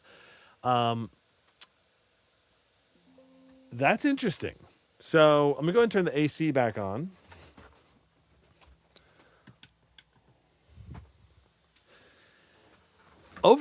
Overall, I mean, you got nice variety of fan modes. You got the super loud, like super loud for a 16-inch laptop, the overdrive mode, 64, 65 decibels. That is loud. That is like GT, MSI GT level of loudness, like is extremely loud. So overall, I would say it's better to probably run it in performance mode. And then it gets into the, 55 decibels or something. That's definitely a lot better balance.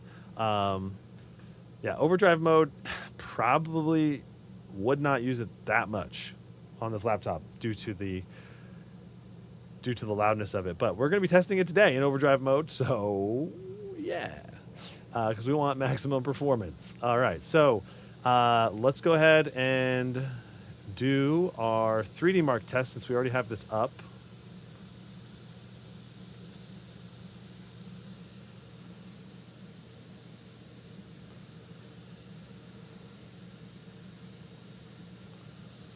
Go ahead and take this away, put this down here.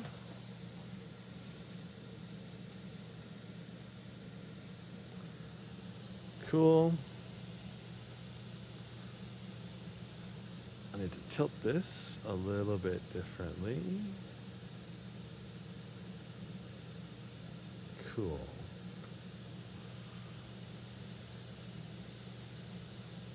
All right, so we're in overdrive mode now.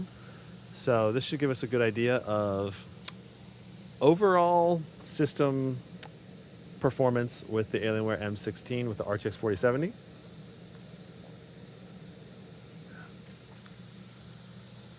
Just ordinary guy says, Gizmo, I found that gaming on my i9 14900HX super stuttery in Cyberpunk, but gaming laptop with AMD more stable and good 1% lows.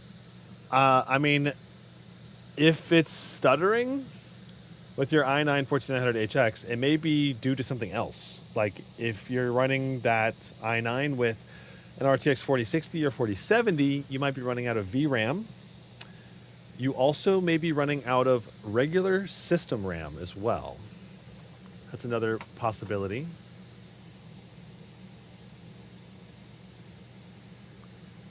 So just keep that in mind, right? Like you really want to have make sure that you're not bottlenecking your system in any major way if possible. But, I mean, Ryzen, I would say Ryzen in general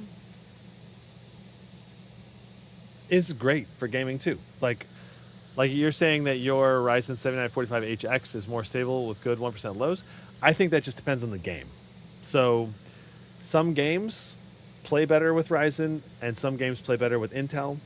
And you can't really do a blanket statement, really, saying that it's always going to be better with Intel or always better with Ryzen for every single game, because just some are going to be better with others. So that said, I think the i9 and that Ryzen 7945HX, they're going to trade blows in the different titles, and depending on what game selection you pick, it's gonna, like, one of the processors is gonna win out versus the other. At least that was the way it was in my testing. That's it. I know Jared did a long test with 25 games, which is a large selection of games, and his testing resulted in the Ryzen winning, I believe, by a little bit. And in my testing with the i9, I believe the i9 won by a little bit. So it just depends on which games you pick for your testing. Chase says, wish the M16 was available with a 4080. Just ordered a 4080 X16 a few hours ago. Going to give it 2 weeks before deciding whether to keep it or not. Yeah, that is a bummer, right? Like, in some ways, I think the M16 would be a better choice. Like, they could probably produce an RTX 4080 variant for cheaper than what they offer for the X16. So it would be nice if they did offer a 4080 variant for the Alienware M16, because that's such a big power upgrade. But yeah, they only offer the 4060 and 4070, I think. I'm not sure if there's a 4050 version. I didn't see one available on Best Buy site, so.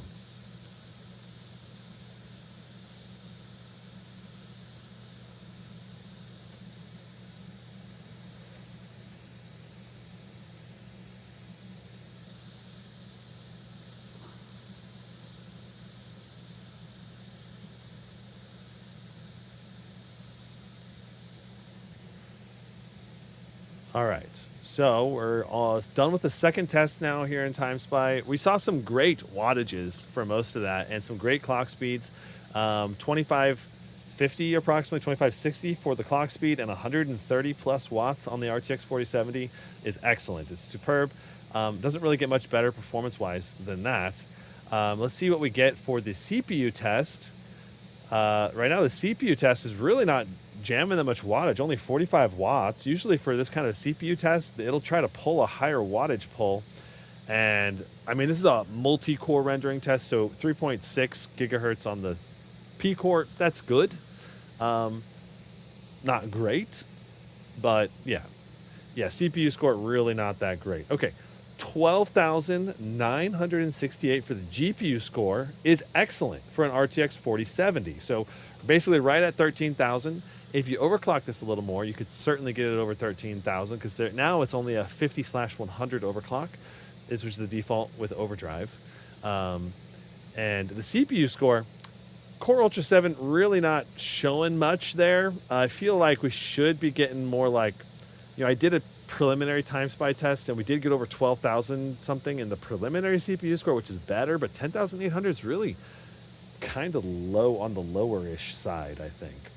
I think that's largely due to the CPU not pulling as high of a wattage in this Alienware chassis, probably due to the CPU firmware that they use, limiting the wattage pull. Okay, so let's go ahead and go over the Ada64 and CrystalDiskMark test results, which I tested before the live stream.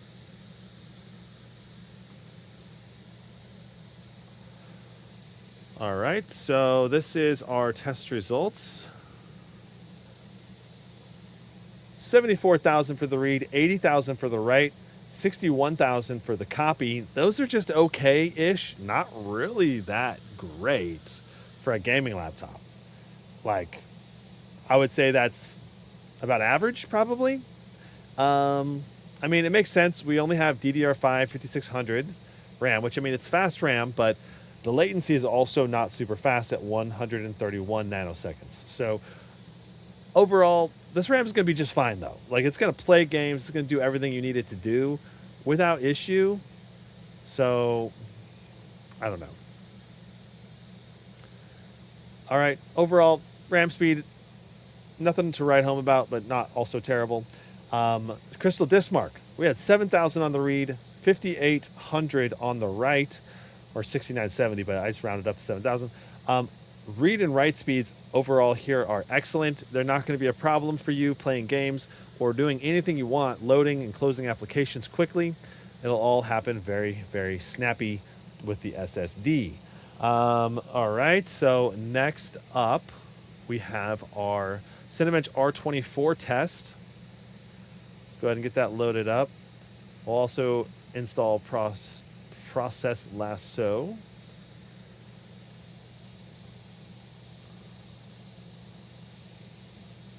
I don't like installing Process Lasso until I'm actually about to do the test, because otherwise it has pop-ups every time you load the laptop. So kind of annoying.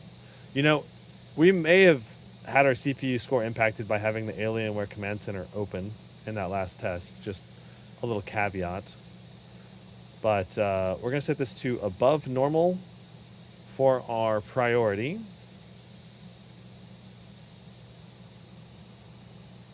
We're going to go ahead and do advanced benchmark. We're going to turn off the 10-minute test. We're just going to run one CPU multi and see what we get. And also, we want HW info to pop up here.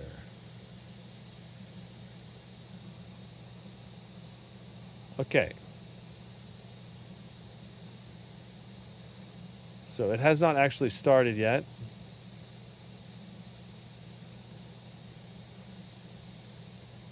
All right, so we're about to start the render now.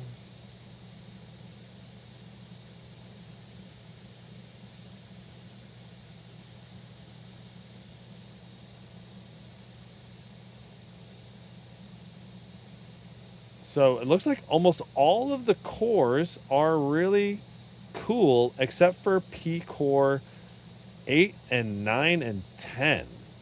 11, 12. Whoa. Okay, very interesting. So the P cores here are spicy on the temps. We're getting up into the basically high 90s / 100 range for nearly all of the P cores. The E cores, though, are excellent temperatures in the mid 70s. The NPU cores are very low temperature. They're not really utilized, I don't think, in this kind of test. So, I mean, it's cramming the CPU as fast as it can go for the P cores, and the P cores right now are running at 4.2 to 3.8. Looks like they're mostly 4.2 and 3.9, 4.0, 4.3, 4.4.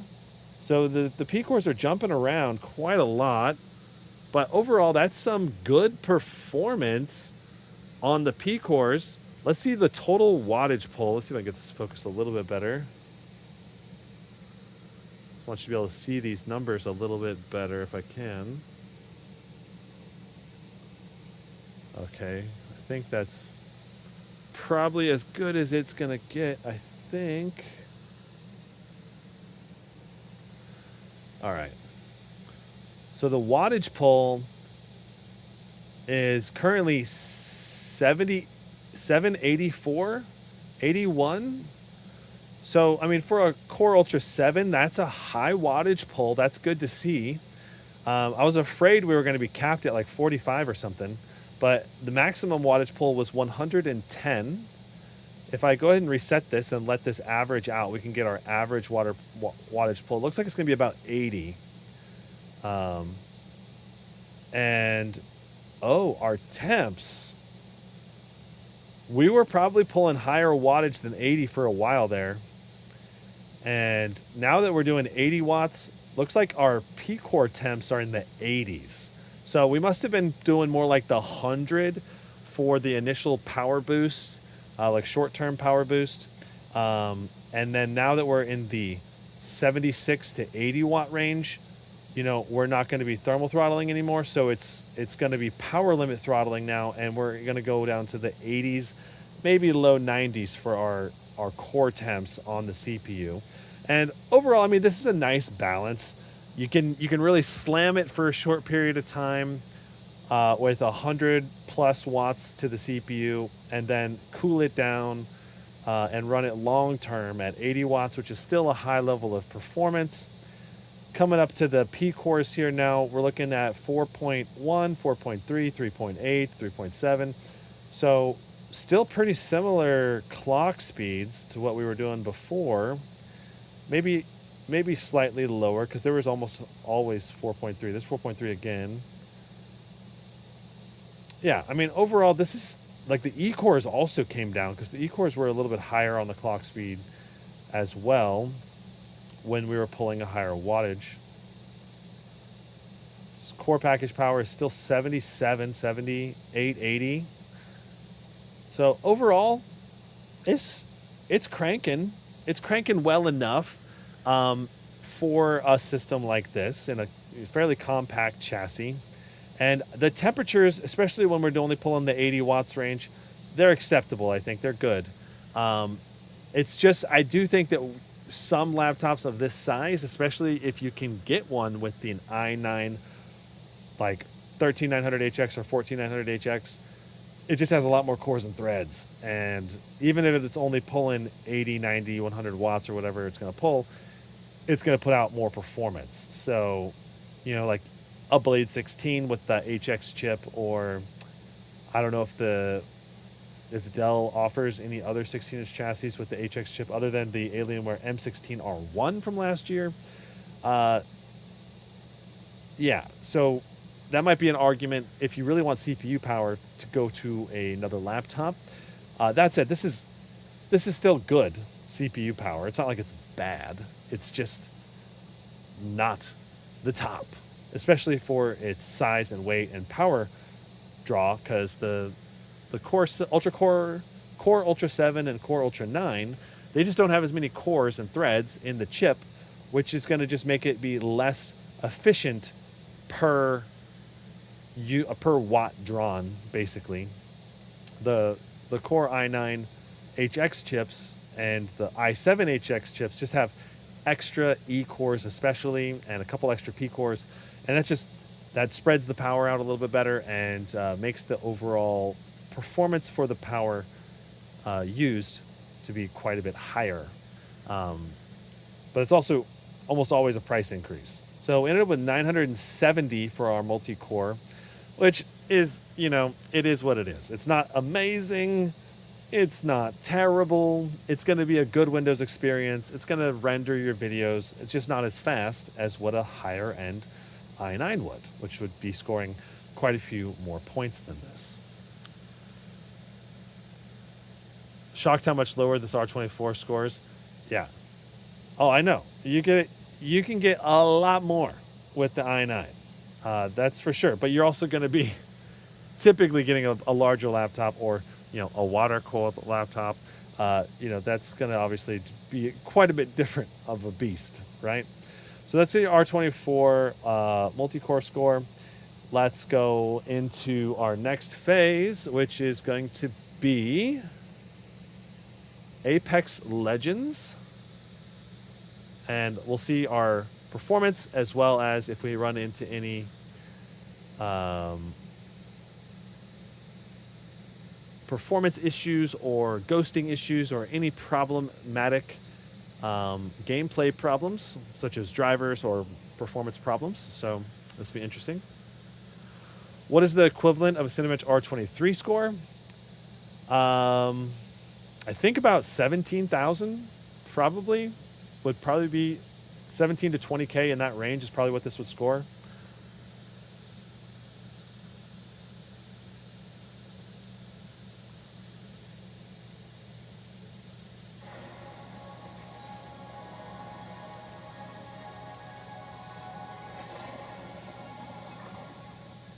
I'll turn down the speakers a little bit.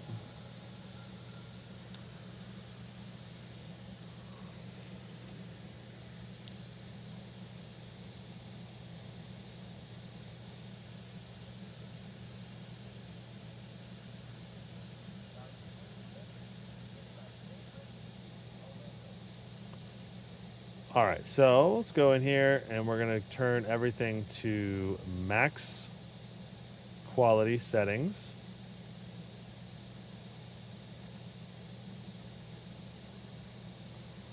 All right, so max graphics settings, At QHD plus, so 2560 by 1600. Let's go into the firing range.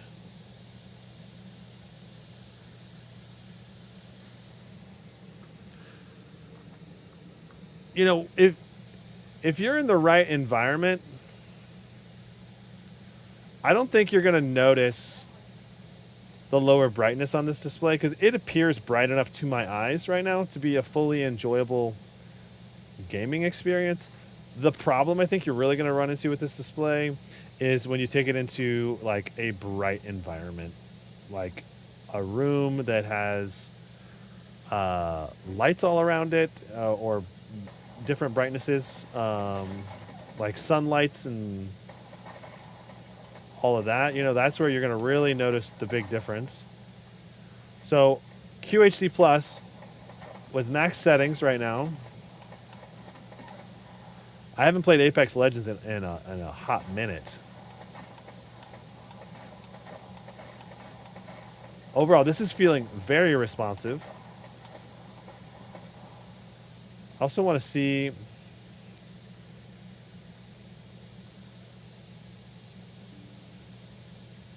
Does this have G-Sync? It does. So we have G-Sync enabled on this display right now.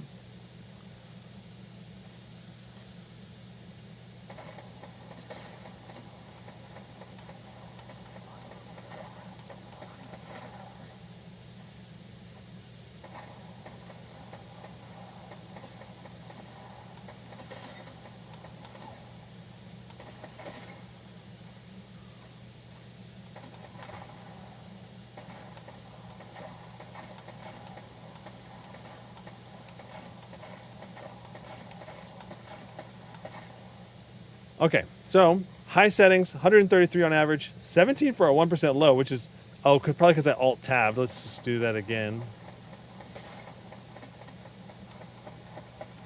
Yeah, 1% low is 100 or right around 90, mid-90s. Let's go to low settings now.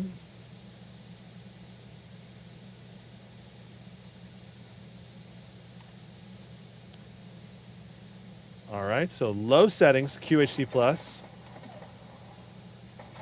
Now we're doing 218 FPS on average. Our 1% low is 130. Now it's 105. We're kind of finding our 1% lows right now.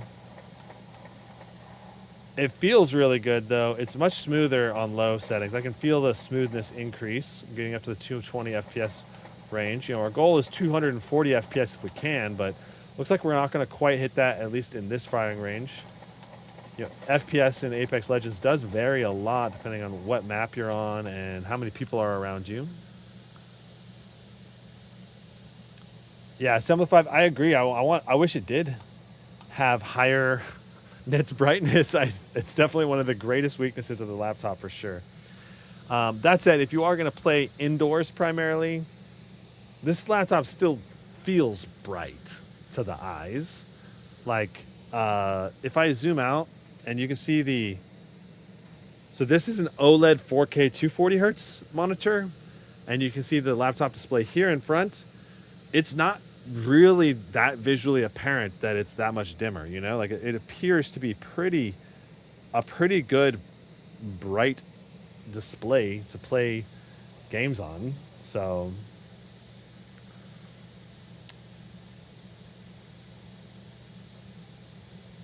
yeah.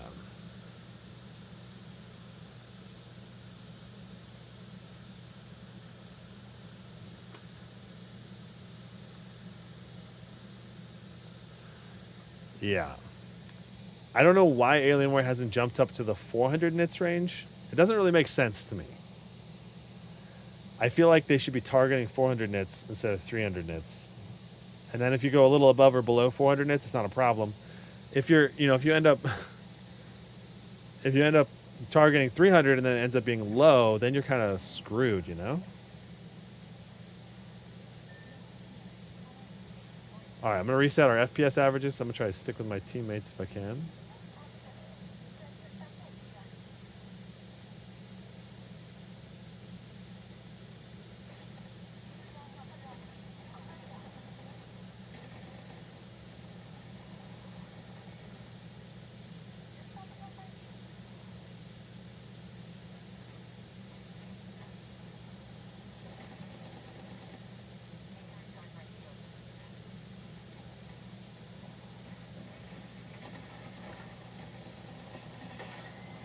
got me. So we're averaging 230 FPS, 124, 1% low. The gameplay is feeling really good right now. I want to turn up the textures because I must have turned the texture. Yeah, I turned the textures way too low. That is like such a visual difference. I can't hardly tell any other difference though.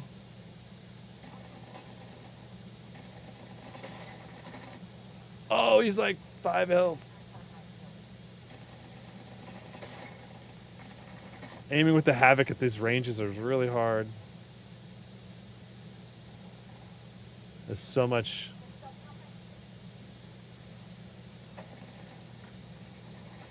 I am getting shot from the side.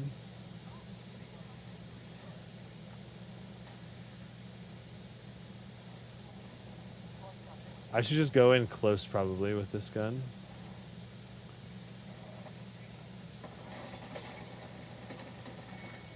Oh, another assist.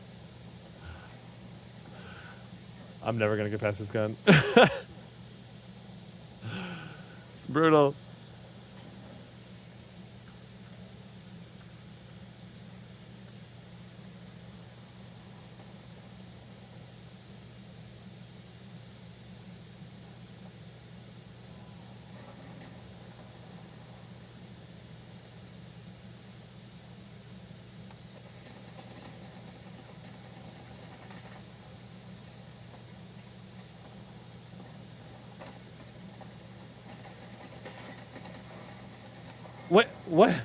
What was that? I stopped shooting for some reason. I don't know why I stopped shooting, but whatever. All right. Well, we're doomed to not get a kill this game, I think. Just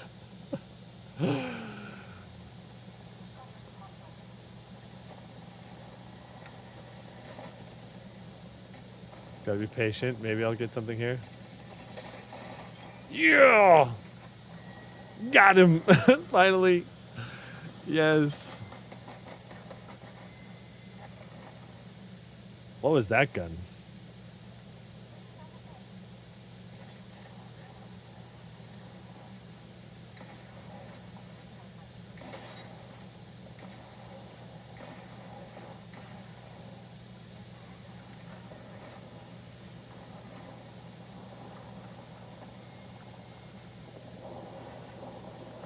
Waiting for these bombs to go off.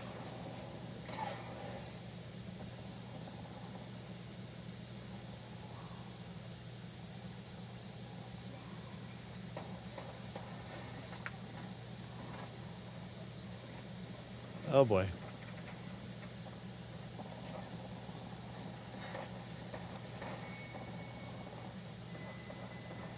What does the Nessie do? Ah! I don't know what the Nessie does. I think it's a special thing. When you get a kill, you pick up a Nessie. Am I feeling excited for CES 2025? Yes, I am. Especially if there's new laptops, laptop GPUs. I'm hoping at least the 5080 and 5090 will be announced. That's my hope.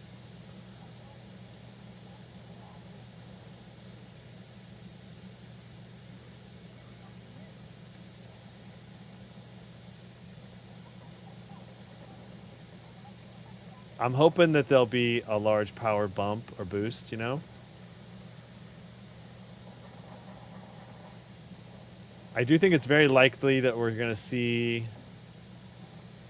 at least a 30% power boost.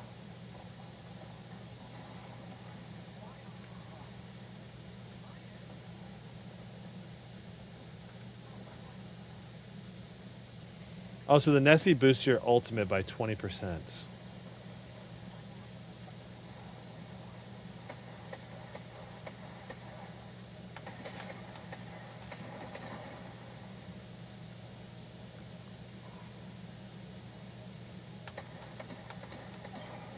Ooh, we got him.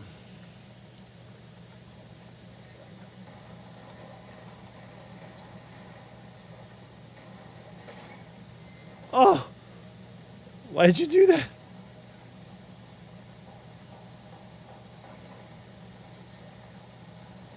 Oh my. Oh.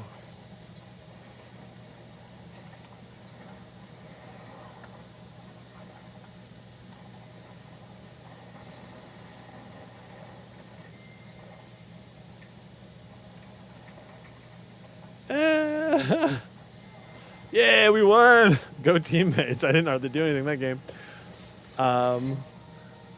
Nice. Very nice. So 215 FPS, 114 for 1% lows. It's very good Apex Legends experience. Aiming was good. The display felt responsive. There was no issues. Enjoying the gameplay. A+. I wonder if a 19-inch laptop will exist. You know, why not just go straight to 20? All right, let's be honest. Make it a borderless 20, and it'll be the same size as the bordered 18s. And I mean, hey. I don't know if it's possible, but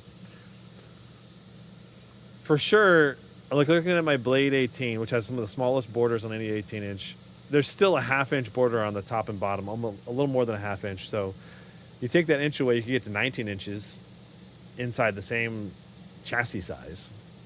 That could be pretty sweet. I don't know.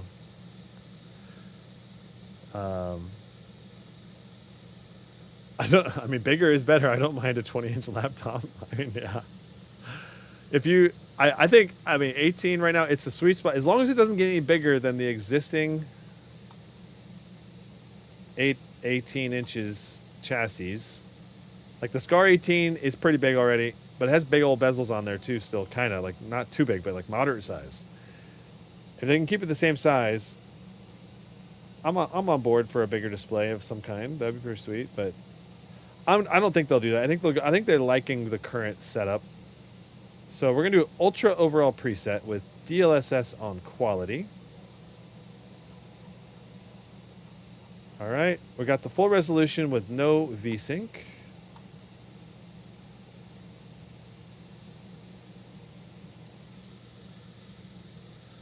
Not sure if the M18 is the biggest, but I know it's the heaviest. Yeah, so I think the Alienware M18 is the current gen biggest laptop.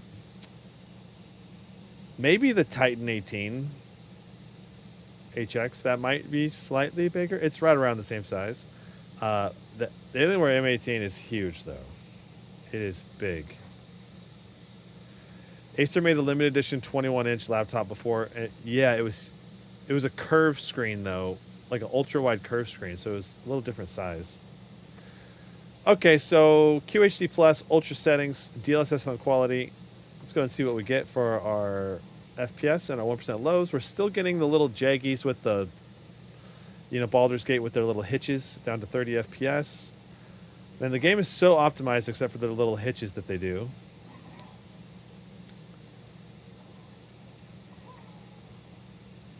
At least it generally is only when you're changing character when it hitches, so it's kind of harder to notice the hitches sometimes.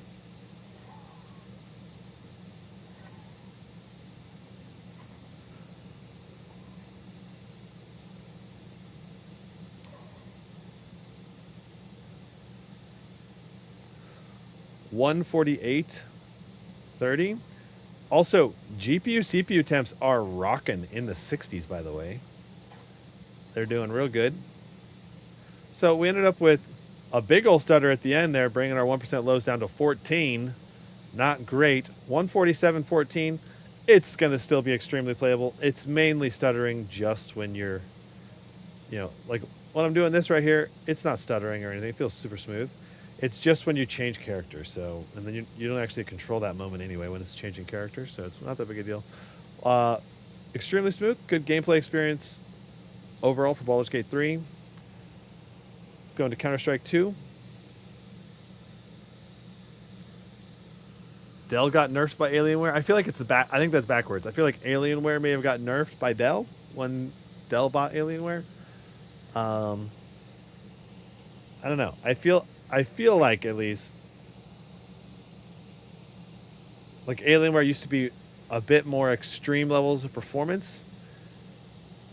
And they weren't afraid of making the chassis a honkin' big, thick thing. Like I had a 13-pound Alienware M16 X before. It was huge. And then when they switched it up to being thin chassis focused. It ended up making them, I feel like, yeah, more portable, which is nice, but it's also less ideal for someone who just wants pure performance, you know, and doesn't plan to move it very much, you know, so.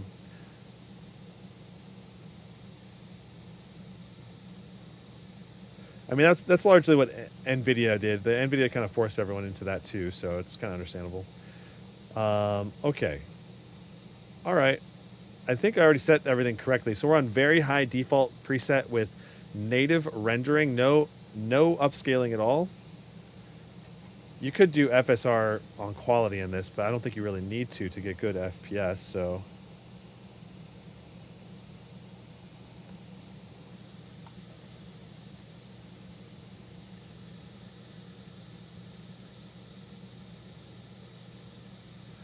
So a funny story, when I was like 17, my dad basically promised to buy me a gaming a laptop for college, and he like had a budget of like up to $1,000 or something, and I was like, ooh, I really want to get this.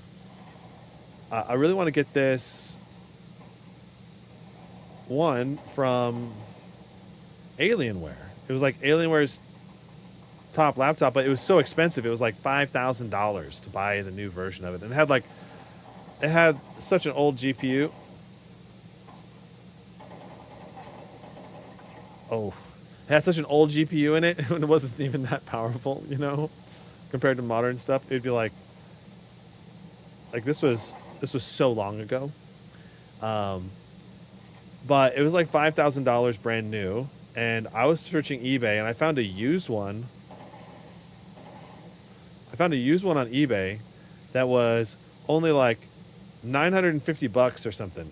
So I was like, Dad, get this. Look at this deal. It's an insane deal on this Alienware. $950 is like $4,000 off. It's insane.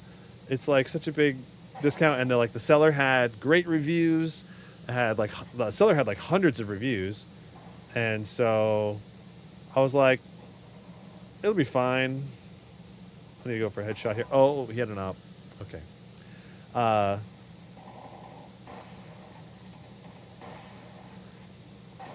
Oh, that felt good. A little triple banger with the op.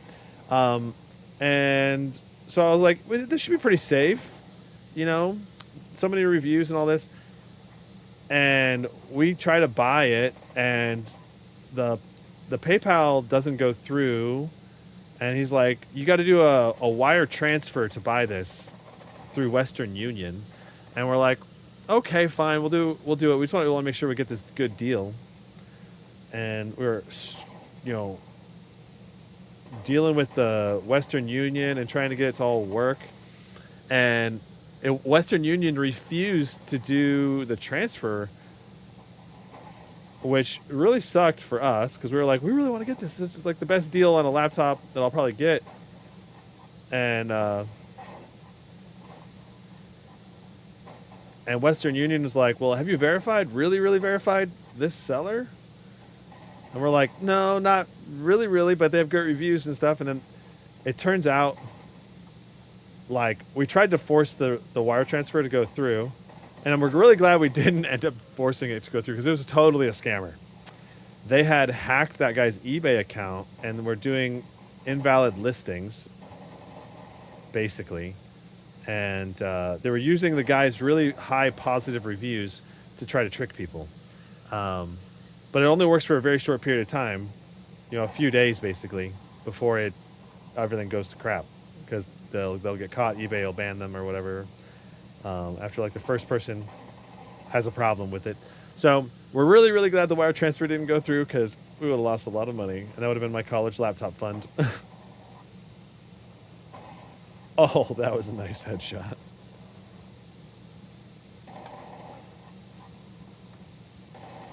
Oh, okay. All right. So looking at the FPS, I haven't been checking the FPS. I've been just playing the game and talking.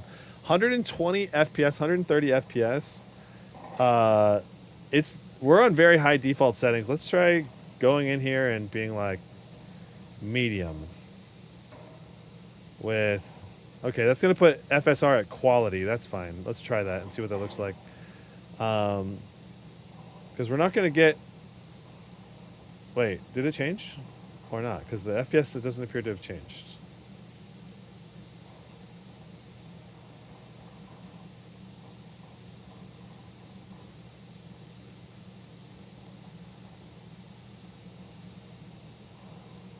Interesting. Okay, now we're doing 200 something FPS. Okay, that's better. So now we're hitting high 100s to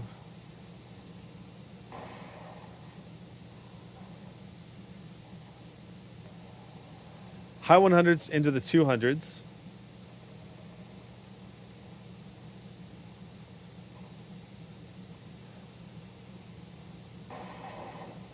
Oh, I missed him.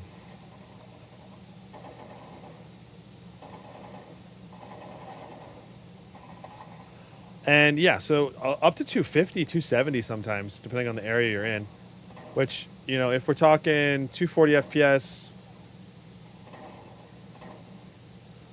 240 hertz refresh rate on the display, that means we are maxing the refresh rate on the display at least some of the times. So that's good.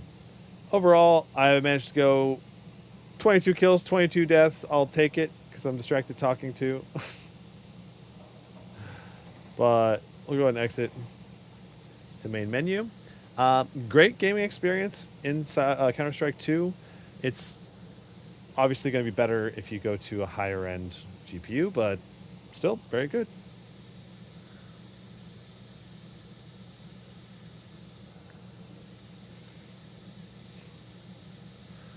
Selmify wants to know what's the headset I'm using. This is the Astro A50X.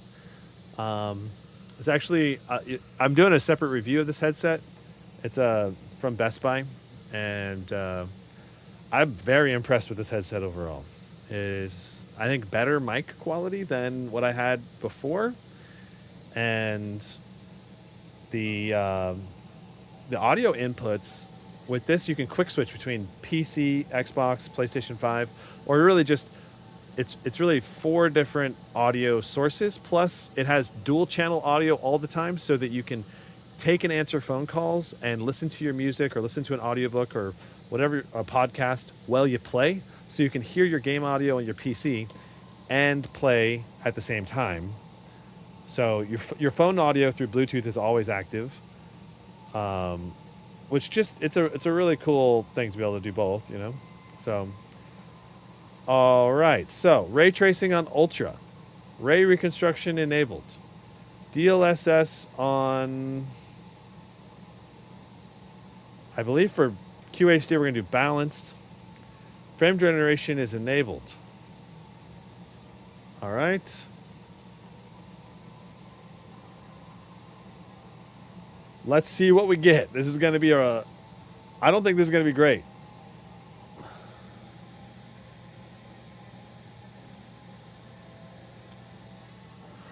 You know, when you're talking RTX 4070, QHD resolution, Cyberpunk, ray tracing, I mean, it's probably not going to get us the target FPS that we really want to be able to game at, but let's find out. Oh. Well, that's better than I thought. I thought we were going to be in the 50s more, but we're getting some stutters too. Let's see if we continue to get stutters. Like looking at the frame time graph, it's a stutter. It's a stutter. We're at 7.9 gigs on our 8 gig. Basically, we're maxing our VRAM right now for our GPU, and that is likely going to give us a lot of stutters as we move from area to area in the game and we look around quickly. So at the very least, we're probably going to want to turn textures down and maybe ray tracing down because that does use the VRAM up some too. So, but the actual FPS average is pretty good at 75. It's actually almost to the playable range, but it does have frame gen on. So it's ideally I want over 90. Magic trick, just look at the ground for the best FPS. That's true. It's pretty much true because it's like the easiest thing for the game to render. So yeah, we definitely have some stutters here. I think because of the VRAM. Temperatures are also really good in the 60s for the GPU and the CPU. We are on max fans though; it's really loud, so keep that in mind. It says the min FPS is 69. I don't think my 1% lows were stuttering more than that. So yeah. Okay, so what we could try doing is just setting it to ultra with no ray tracing, with DLSS set to balanced, DLSS frame generation. Yeah. Oh, why did it switch? Okay. And frame generation, yes. So let's try no. We're going to do ultra with frame gen, DLSS unbalanced as a test to see if this is going to alleviate our VRAM issues. See if we're going to still cap our VRAM out even without ray tracing or not. And also see what our averages are by disabling ultra. Okay, so yeah, that's a lot better. Turning off ray tracing knocked our VRAM utilization from 7.9 to 7.2, gives us a near perfect frame time graph. 100 FPS on average, 80 for our 1% lows. I mean, we're talking about basically a perfect gaming experience, just lacking ray tracing now. So that's kind of your trade-off that you're going to have to deal with unless you want to have ray tracing, in which case I would drop textures to probably medium and maybe put ray tracing to medium instead of ultra. Those two things put together will probably prevent the VRAM from causing hard stutters. But yeah, overall this is much better. 104 FPS, 83 for a 1% low. We're underutilized on the RAM and the VRAM now, and our CPU is doing great at 4 gigahertz, 68 degrees, 66 on the GPU, 47 watts. Things are looking good in terms of performance now that we've turned off ray tracing. So, time to move into God of War.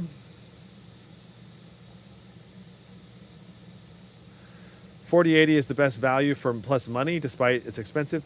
I would say yes and no. I would say yes to it being the best value if you want to spend closer to $2,000. And if you want to go for $1,000, I would say what you want to go for instead is a 1080p display plus an RTX 4070 if you can swing those two together. You combine those two together, say like in the Zephyrus G16, you could get like a 4060, for example, with a 1080p, or it's like 1200p, it's 16 by 9, but it's 1920 by 1200, and then your VRAM doesn't really cap out typically, and your FPS is higher because it's lower resolution, but then you have a lower resolution, so it's in terms of value, like FPS, number of FPS for your money, though, that I think is the best bang for the buck. But if you want to play QHD resolutions and higher, then yeah, the 4080 with the more VRAM is probably the better choice. I would agree with that. It just depends on what you're targeting. Like, best bang for the buck is probably something like the ROG Ally.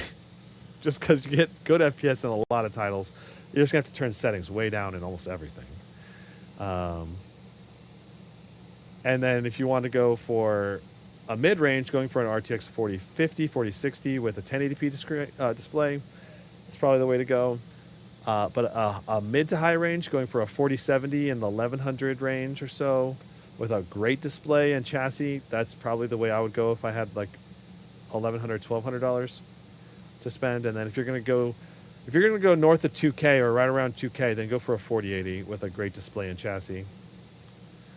You might be able to get something on sale for a 4080 down to like 1,800 sometimes, depends. Okay, so we're on ultra settings, QHD plus, 69 FPS. 69 FPS, very nice. 49 FPS for a 1% low. That's going to be a great gaming experience. We don't have frame gen here, so this is going to be plenty smooth to enjoy this AAA title just fine. That said, I do like God of War because it's an action title to be over 90 FPS if possible. So You could go DLSS to balanced, or you could go for graphics down to original. Graphics on original giving us 102 FPS now. So it definitely it's extra buttery smooth for all those sweet action moves when you're pushing over 100 FPS compared to 60, 65 FPS or so. So let's go to Helldivers 2. Have I tested any Ryzen laptops after the Windows update? I don't believe so. I know there was the Asus rep, Sasha, was messaging me, like, warning me about, if you're going to test this, if you're going to test the Ryzen laptops, don't update it to Windows, blah, blah, blah.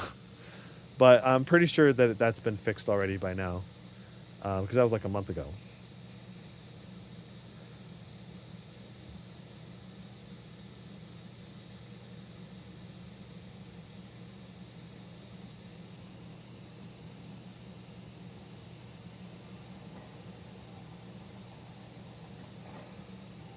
All right, so Helldivers, we're going to be running it on Ultra Graphics preset with ultra quality for the render scale, which means we're upscaling just a tiny bit, but not with any AI or anything. All right, so we're going to pop into a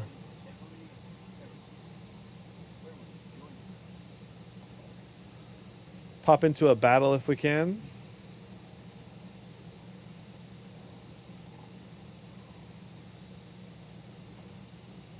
I mean, I'll try just doing quick play, but I could also...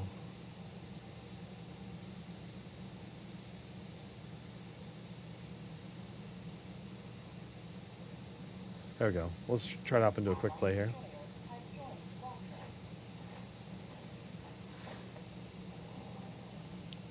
All right.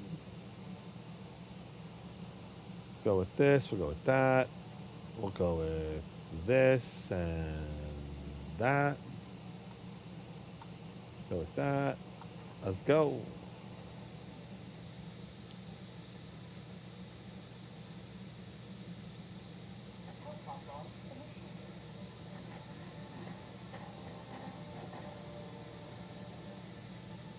Nazaror says, my mother bought me an Alienware when I graduated from high school. It had an ATI Radeon X1300. Oh my God. Back when Radeon was ATI, before AMD bought the ATI out and turned Radeon into their brand. I owned two ATI Radeon top-end GPUs in SLI, or whatever their ATI equivalent was back then for the term. But basically daisy-chained together for more performance. Okay, so let's see what we get for our 1% lows. Right now we're 53 FPS, 49 for 1% lows.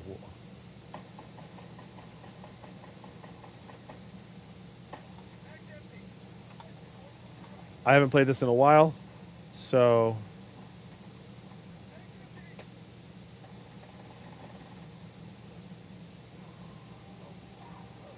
Oh my... No! We got a flamethrower dude right on us right at the beginning. That thing like instant kills you if that flamethrower gets on you. Oh! Oh! No way. I'm in? Again, he managed to get me while the flamethrower guy was going after him?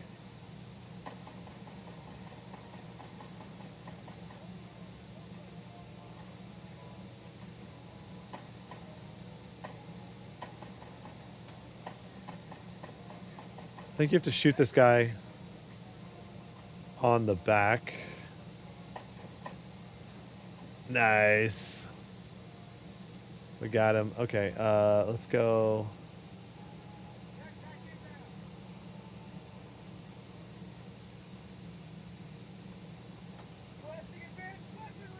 So right now we're doing 52-47. It's playable. It's just not as smooth as I would want. So we're going to go graphics, and we're just going to put it down to medium and see what kind of FPS boost that gives us.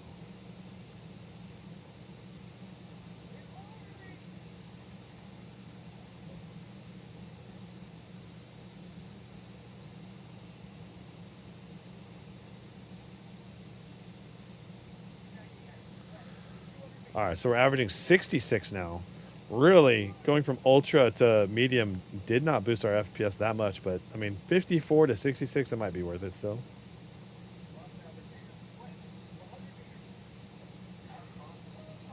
What? What was that? I got knocked down.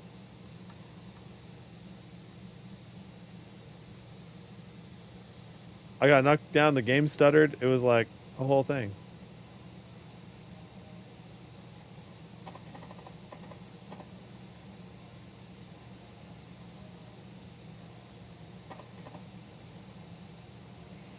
I love this heavy machine gun. It's so good. It's pretty good at distance, too, if you just aim it carefully. It's just kind of wobbly to aim.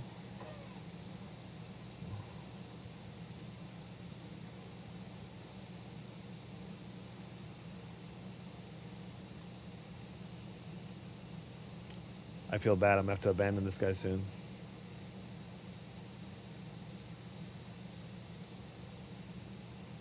Okay, good. Someone else is coming in. They can help him out.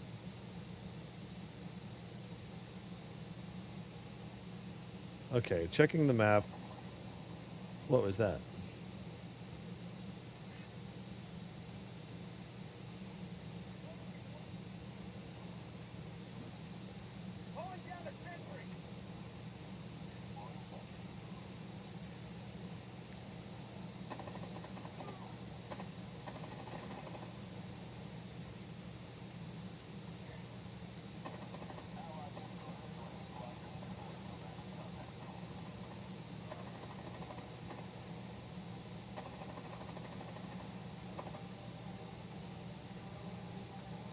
Gonna reload.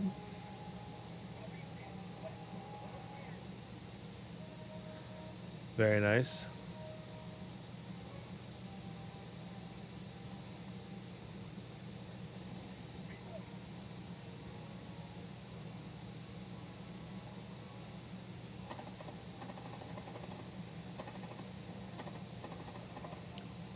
It's so interesting. This guy's like destroying these stations from a distance, I think using a rocket launcher?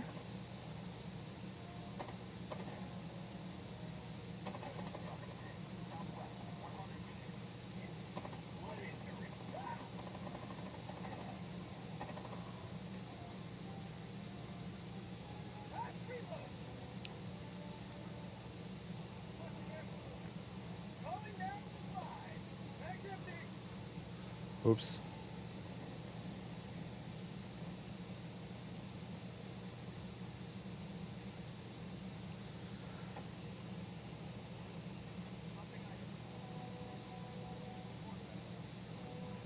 Let's try going to options. We'll set it to low. Set it to Steam Deck.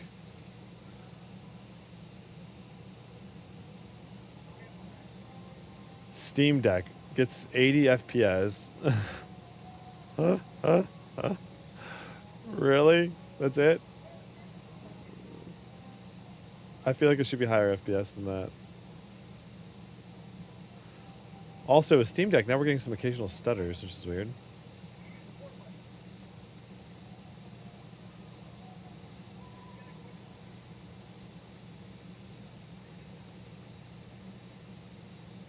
This guy wants to give me something. I don't know why.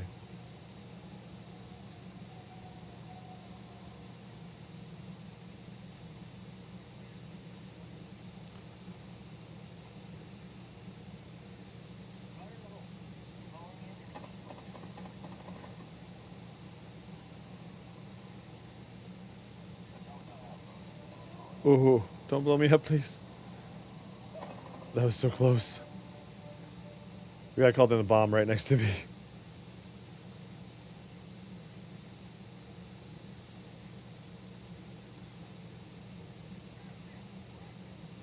Alright, where are we supposed to go now?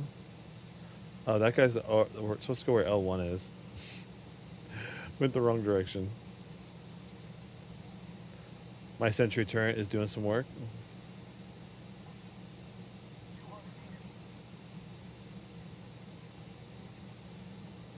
Uh-oh. The robots called in reinforcements over here.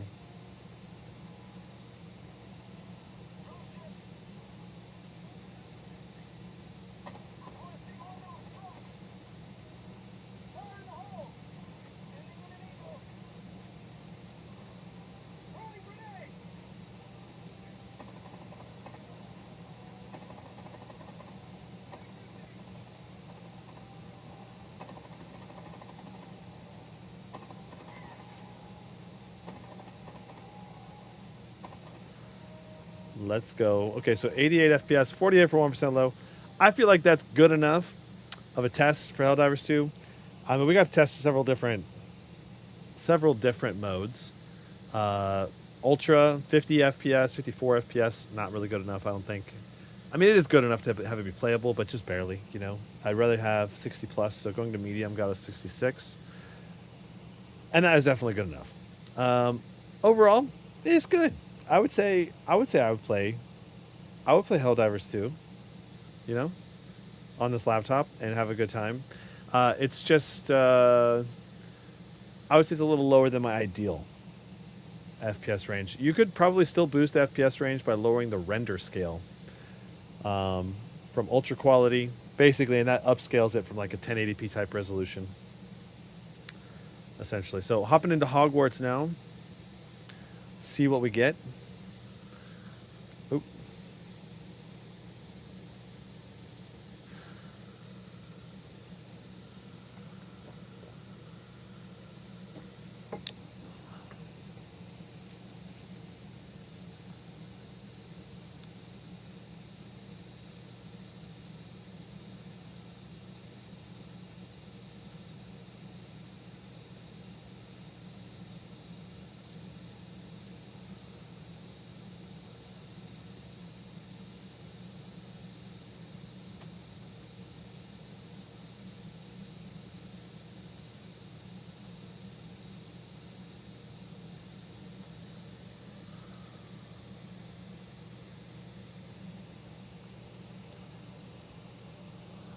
All right, so while this is loading, I can go over the specs that we're testing today again one more time. So this is the laptop right here that we're testing today. QHD Plus, 240 hertz, Intel Core Ultra 7, 16 gigs, RTX 4070, 1 terabyte SSD. Default retail price $18.99. And I'll let you know at the end what I think about whether it's worth the premium cost or not. Okay, Hogwarts is loaded.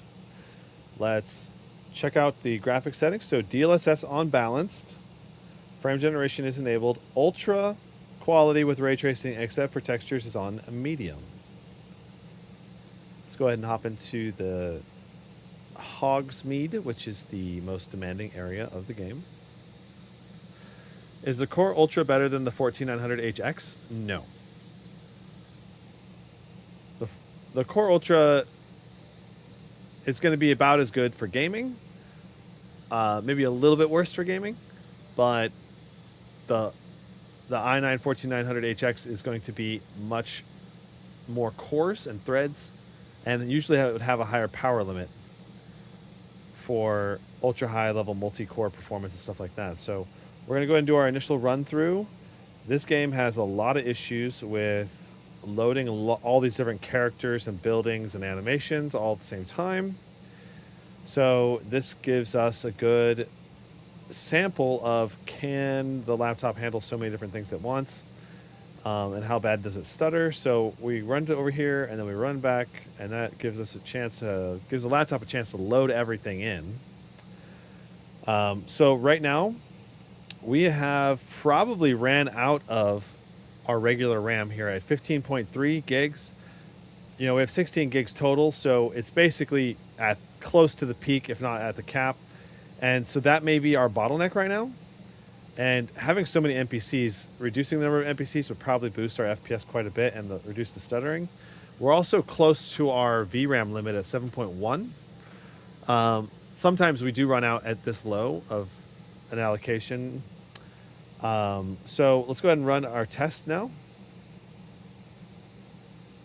So 73 FPS right now. And this is with frame generation on, ray tracing on. All we probably would have to do is turn off ray tracing to get vastly more FPS. And I probably would recommend that for this game. We'll do a non-ray traced test here in a moment. 67 and 6 for 1% low. That is a really bad 1% low. It is the most demanding area. Obviously, if we were in the other areas of the game, it wouldn't be nearly as stuttery. But this is an example of another game where, just like Cyberpunk, just from turning off ray tracing, we should have a massive boost to performance. Let's see. Yeah, 120 FPS now. And look at that. Our 1% low is still stuttering, but our average FPS is certainly a lot better. The stutters are coming less frequently than they were before. And in some ways, I think this game still looks just as good, if not better, without ray tracing. So it's really, I don't think ray tracing is a necessity. So rerunning the test now without ray tracing, it's still not a great experience. I would still turn the NPCs down in this game if I had this laptop and I still wanted to play everything. But turning off ray tracing certainly stopped our VRAM stuttering, because VRAM is now at 6.6 gigs utilized. 104 FPS, 3 for a 1% low. Extremely low for a 1% low. It's terrible. So I'm curious, if we were to do population density to low, is that enough to stop the stuttering? Let's see.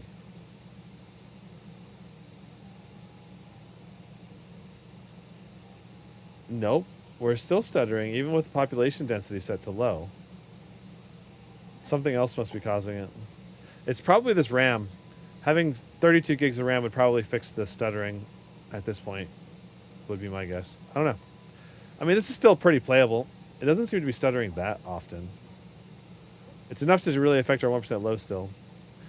But, yeah. So that's Hogwarts Legacy. Not an ideal gaming experience. Would need to fiddle with the settings some more to get the perfect setting, the perfect setup going. All right, next up we have Illuvium. Are there any laptops that support 14 gig per second PCI Gen 5 SSDs? The MSI Titan 18HX GT77 from last year and the GE78, which I actually am selling one of those. So if you really want one on a discount and you need that SSD speed for some reason, I still have my that I reviewed. I haven't sold it yet. I'll sell it to you at a nice discount. Then there's also the new Raider 18HX. I think that also has Gen 5 SSD. So we're just going to log into a test account here. And we're going to see if this laptop with the 4070 with the Core Ultra 7 can play Illuvium smoothly on Epic settings. I'm not sure if it can or not. All right, so no FPS cap. We're going to do graphics on Epic. DLSS, we'll do balanced. Turn off motion blur. Okay.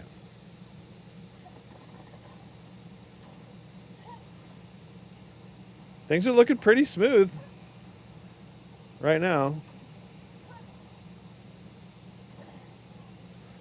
Okay, definitely a lot of stutters there as we came into this area. Let's try. We're not out of VRAM. I think this is a game that just struggles to have good FPS when you're when you're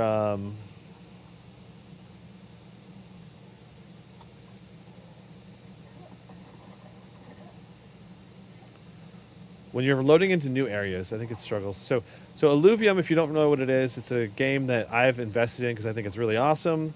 It's a creature collector game where you can buy, sell, and trade, as well as go out and capture and collect rare alluvials. And you can currently there's 3 regions unlocked. They're going to unlock some new regions soon. And so if we wanted to go into one of these regions, say Brightland Steppes, I should check to make sure I have a good alluvial team. Here, I do not have a good alluvial team. Oh, that's a pretty good door. We'll throw that one in.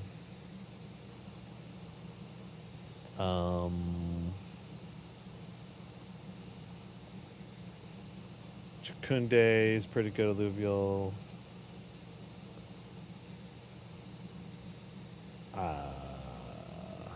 Any of these have good stats? So notice that I'm clicking on these and I'm looking at the stats over here. So each alluvial has tremendously different stats. The graphics in this game are pretty insane. Like the fur effects and everything on each of these creatures and the designs on each of these creatures are so cool.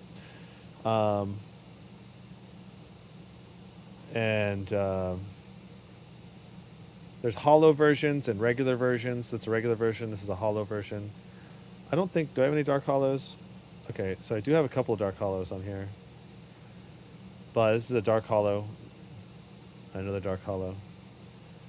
So, but dark hollows are super rare and they're more expensive. If you get one, you can sell one for a good chunk of change. I actually caught one and sold one for, I think, $300 or $400. I think it was $400 for a dark hollow fern. But that was the most insane price one that I caught. Okay, so let's go to Abyssal Basin for this test. I mean, we're hitting high FPS averages, just running into quite a few stutters. What's up, Danny Shee? Welcome to the live stream. So the idea currently for this game is that you go out and shoot the creatures and build up the energy on them and force them into a portal where you battle them. And then if you win that battle, then you can try to capture them. But soon they're going to be adding overworld combat where you actually are like battling the creatures with weapons and stuff in the overworld. And they're still working on revamping and changing all of that and figuring out. So this game is gonna go through a ton of changes eventually. So right now we're getting too many stutters. I mean, it feels pretty smooth overall. Oh, interesting.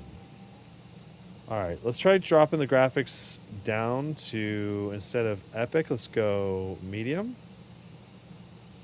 with post-processing on high.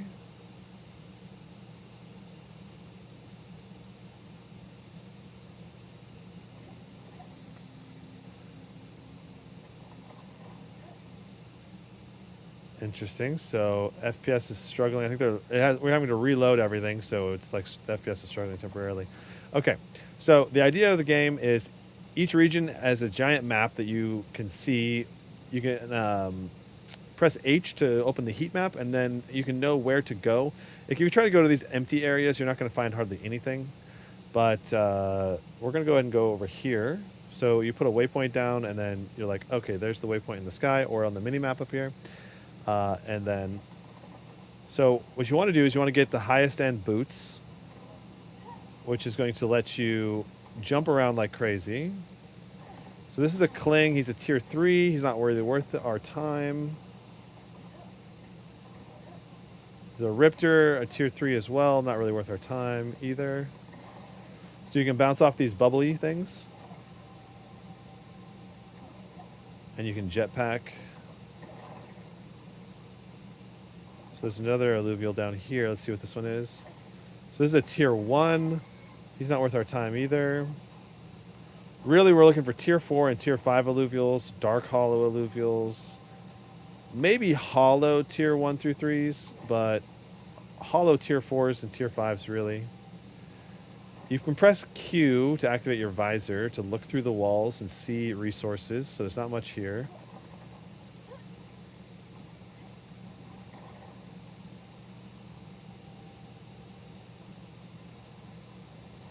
What is this? Oh, yes. This is awesome. So this is a ram fight. This is a really rare alluvial. This is crazy. Oh, no. My gun ran out of stuff right at the wrong time. Or it overheated at just the wrong time. So this is a stage 2, which is like the upgraded version, evolved version, of a really rare alluvial. I don't know how much these go for right now, but probably around at least $5, $10, $15 for one of these. But it also takes resources to capture it. So you got to make sure that it still has good enough stats to be worth capturing. So that's a tough battle. I don't think I'll be able to win this battle, but let's try. Let's see if I can win. Because I don't think I got good enough guys on my team to win, probably. I don't like, you want to take in powerful alluvial, so if you find a ram fight like this, that might be worth, like, if you get a perfect ram fight, it's probably worth like $100, $200. You have to get lucky, though, to get a perfect or near perfect, stats-wise. So, okay, let's see. So we do have dust. That's going to help us potentially win. We'll kill them. So we're going to put our alluvials down. It's very important that you have good alluvial placement or you're going to really struggle. So certain alluvials are assassin types and they'll jump to the back line. So these three right here, they're going to jump to the back line. We can give ourselves a thing that makes us jump to the back line too. And then we can give damage. Also, let's see the stats. So the stats on this ram fight, okay. Stats on this ram fight aren't that good. Just max health and max defense. Omega is only 20%. Attack speed is nothing, 0. It's just bad. And attack damage is bad. So you really want attack speed and Omega. Those are the two most important things for ram fight, and we don't have those. So, yeah, it's still probably worth trying to cap this guy, but let's just say it's not that important to try to cap him. I'm still going to try and cap him just for the sake of the live stream. I don't know. Let's give him that. I don't really have very good power-ups either. So I bet we're going to lose this. Oh, man. I bet we're going to lose this. Okay, let's just find out. Here we go.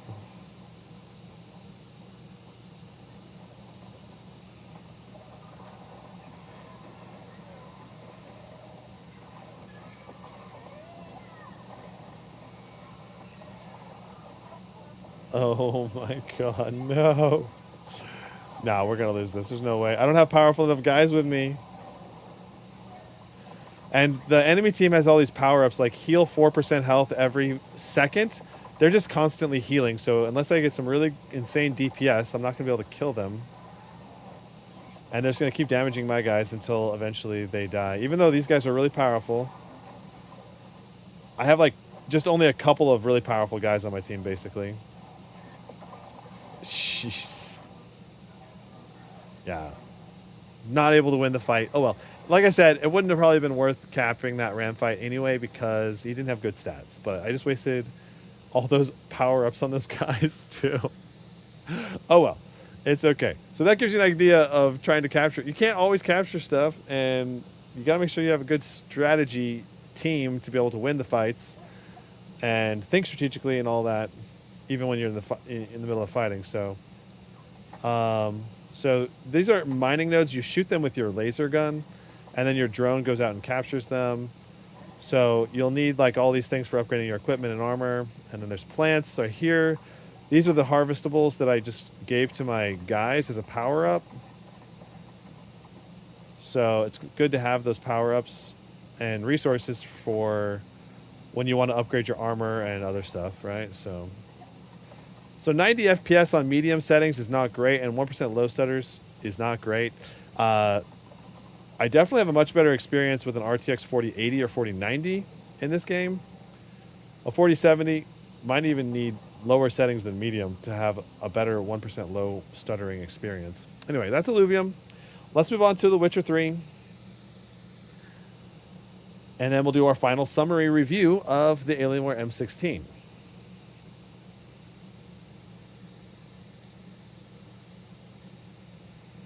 By the way, has the stream been consistently good? Because I'm actually broadcasting this over a hotspot for the live stream. So I'm hoping the live stream is good. Like it's been good enough quality and image quality. I'm on a lower bit rate, only 6,000 like megabits per second. So it's not like 6 megabytes basically per second. So let me know if the stream quality is good, bad.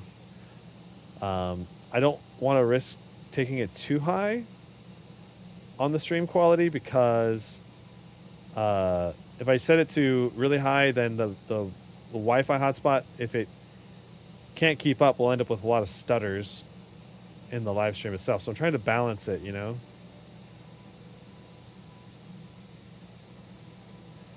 Oh, this is bugging.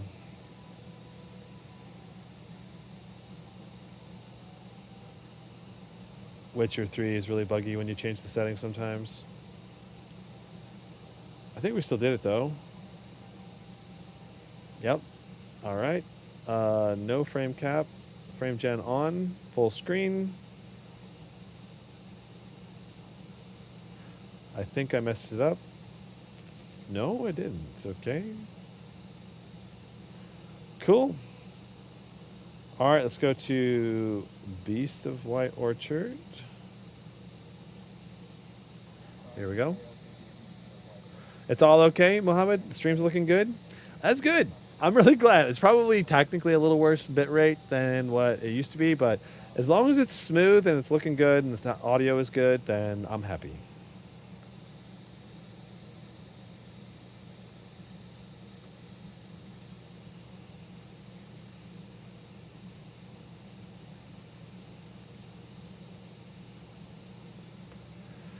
Okay, so quick first impressions. All right. Watts are looking good, 110. 2580 on the boost clock is excellent. 100% GPU utilization. Temperatures are looking great. VRAM is not maximum. We're getting 67 FPS, 59 for a 1% low. Frame time graph is looking superb, even when looking around. That's impressive. So we're going to go to the main area over here. Keep in mind, we do have frame generation on, so we really want 90 plus FPS. So disabling ray tracing is probably what you'd want to do that. But we're going to do our test with everything maxed out first. I mean, this would certainly be playable. It's just when you have frame gen and only 60 FPS, you just end up with a little bit more of a ghosty-like image appearance, and it looks a little more juddery on the fine details with frame gen, because it has to make bigger guesses between the frames, basically. So it doesn't look as good, and the input latency is worse, too. So it's better, it's much better with frame gen to have over 90 FPS. It's a pretty big difference, I think, from 60 to 90 with frame gen.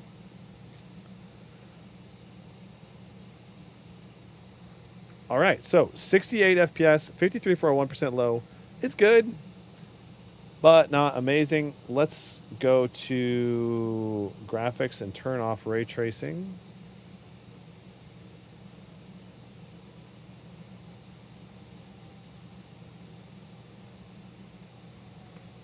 Okay, so now we're at 93 FPS.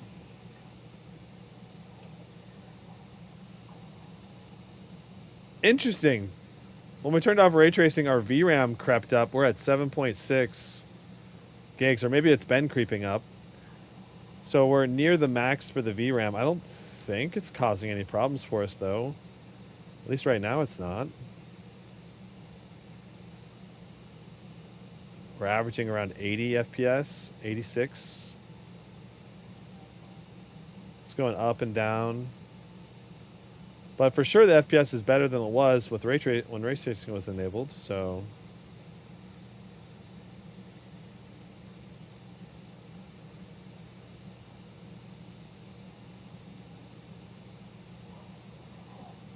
kill a couple wolves.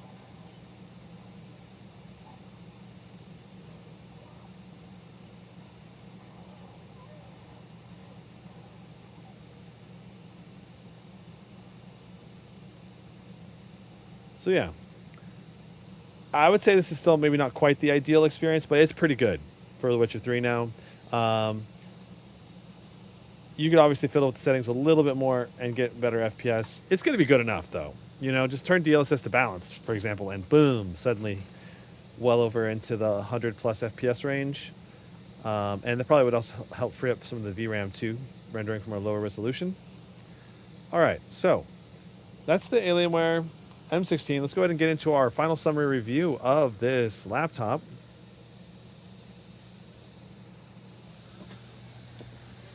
So if you're not familiar with this, this is where we're going to go over all the things we just talked about in one little 15-minute-ish segment. Probably going to wait for the fans to stop running at maximum before I start talking. Should automatically switch to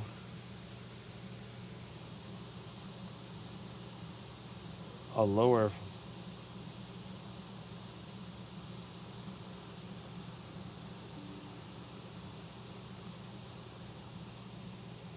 There we go.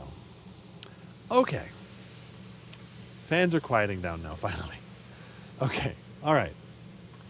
So, what's up, and welcome to my final summary review of the Alienware M16. This is a higher-end, more premium chassis compared to most gaming laptops with higher quality materials, in particular for the keyboard top deck. It's a very nice soft rubber with a metal top lid and a metal underside with Thunderbolt 4 support and some overall really nice build quality. Very stiff hinge, very firm, very low flex on the chassis. We've got Windows Hello for logging in, which is also a nice premium bonus. Now, some areas where it's not very premium, right? We're going to go ahead and talk about some of the pros and cons here. Con. Display brightness was only 276 nits, and at the current price of $18.99, that is not ideal, all right? So inside of an indoor environment, the display is plenty bright. You can enjoy the display. It's going to be a good gaming experience. But if you're in a room that has direct sunlight, 276 nits really may not be enough to really see everything on the display really, really well. And I believe this is a matte-ish panel, so that's partially why 276 nits still looks pretty good. If it was glossy, usually you get a little bit higher brightness on the nits just from the glossy coating on the front. All right, so power adapter is 240 watts. It's the cable is not very long, sadly, for the power adapter. It's only about probably 8 feet total length, which I feel like it really should be longer, right? If you're going to have, you want to be able to plug in from a long distance from the wall to the laptop, you really want more distance, reaching distance. 240 watts should be plenty enough for the RTX 4070 and the Core Ultra 7 in this. We really didn't see a combined power draw of more than about 170 or so watts for the total system. So yeah, removing the bottom was not that hard. It was pretty easy. We were able to take off 6 screws with 2 pop-up screws. Both of the front screws are pop-up screws, so keep that in mind. And then once you pop it up, you need to slide it off the back rear area, and it comes apart pretty easily. You have accessible to both of the SODIMM slots as well as 2 M.2 PCIe Gen 4 SSDs, which is plenty for upgrading a 90 watt-hour battery with 2 speakers that sound pretty good as long as you're not doing mids, highs, and lows all at the same time. Now, volume-wise, they do get pretty loud at around 87 decibels. And overall, I would give them around like an 8 or so, maybe 7.9 or so, maybe for the speaker system. They're really nothing special. They're not bad, but they're not great either, all right? So definitely something to keep in mind if you're wanting a more premium sounding speaker system in a laptop, that this one's probably not the one for you. Ports on this. We have 2 USB-As along the right side, right here, and then a micro SD card slot as well. And then on the back, we have our Thunderbolt 4, a USB-C, an HDMI 2.1, and our power adapter port. And then along the left side, we have our Ethernet port with a expandable little bottom piece. Means you have to plug it in and unplug it from the rear, which means you're going to have to lift the laptop up to unplug and unplug that cable, which is not great. Headset combo port right here. Overall, the port selection is good, not great. I would love to see another USB-A or USB-C on here, bringing the total up to 5 total USB ports. That'd be better. And I would love to see a full-size SD card slot as well. Webcam quality was good. Really good color replication in particular, with good like skin tone replication and some decent detail, but the resolution on the webcam I feel like could be a lot higher, and especially given that I have really good lighting in here, it could have been a lot better. The detail definitely felt like it was lacking. So overall, the webcam quality, like color replication was like a 9, but like the detail was only like a 6 or a 7. You know, pretty average-ish for webcam quality. All right. And then we're looking at bloatware. This didn't come with an antivirus. I didn't have to remove an antivirus, which was great. I love that. And there's just standard Windows bloatware with like Spotify and LinkedIn and stuff like that. Laptop control software. I feel like Alienware Command Center has matured at least a little bit, with no major issues with Command Center this time. I was able to load in. I was able to update it through the Command Center software flawlessly. The only issue I had was when I was doing the initial setup phase, like after rebooting with the Windows update once, I think it may have done a BIOS update or some other update, and then it booted into like a super low resolution Windows mouse that was like a half-inch large. It was like all glitched out basically, and I couldn't get out of that screen without doing a long press on the power button for 10 seconds. And that's what got me out and able to restart and get back into normal Windows again. Other than that, I had basically no issues with the laptop during setup. It was breezy. It's easy to control it with Alienware Command Center, but I had to do a few things in the Command Center to prevent pop-ups and to prevent settings from change that I didn't want to change. So I had to disable Windows dynamic lighting, which made everything blue. I couldn't use the RGB keyboard the way I wanted to. So disable Windows dynamic lighting. Then I had to disable the per game RGB lighting because I wanted it to have the rainbow keyboard on here all the time.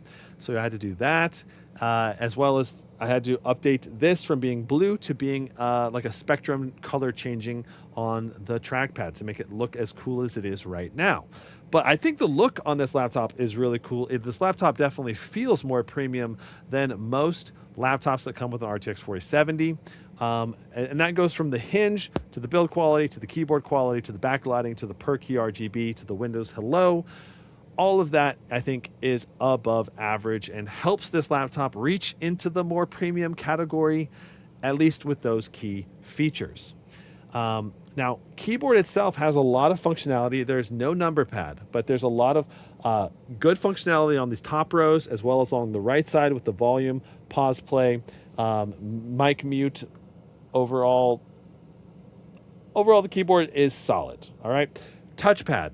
I believe it's plastic. As far as I can tell, it's plastic. It feels like it's plastic, but it feels secure and firm to use. It's just the fact that I can't really tell for sure if it's plastic or glass, but I'm pretty sure it's plastic because it's not as smooth as a lot of glass trackpads, okay? And the other thing is, it's not as big as it could be. I feel like it could be a half-inch bigger, at least. It's going down and up, so maybe a whole inch larger would seem possible to me if the design team was trying to maximize the trackpad size a little bit better. That said, the trackpad feels firm, it clicks well, and it wasn't an issue at all to use it. It was just fine. Speakers, we got up to 87 total decibels at the peak. And I think I already talked about this a little bit, but basically, since it's a dual speaker system, running the bass, the mids, and the highs all at once makes everything more muddled. But if you just do the bass, if you just do the mids and the highs, it sounds pretty good. Like, it doesn't sound bad, and it does get pretty loud.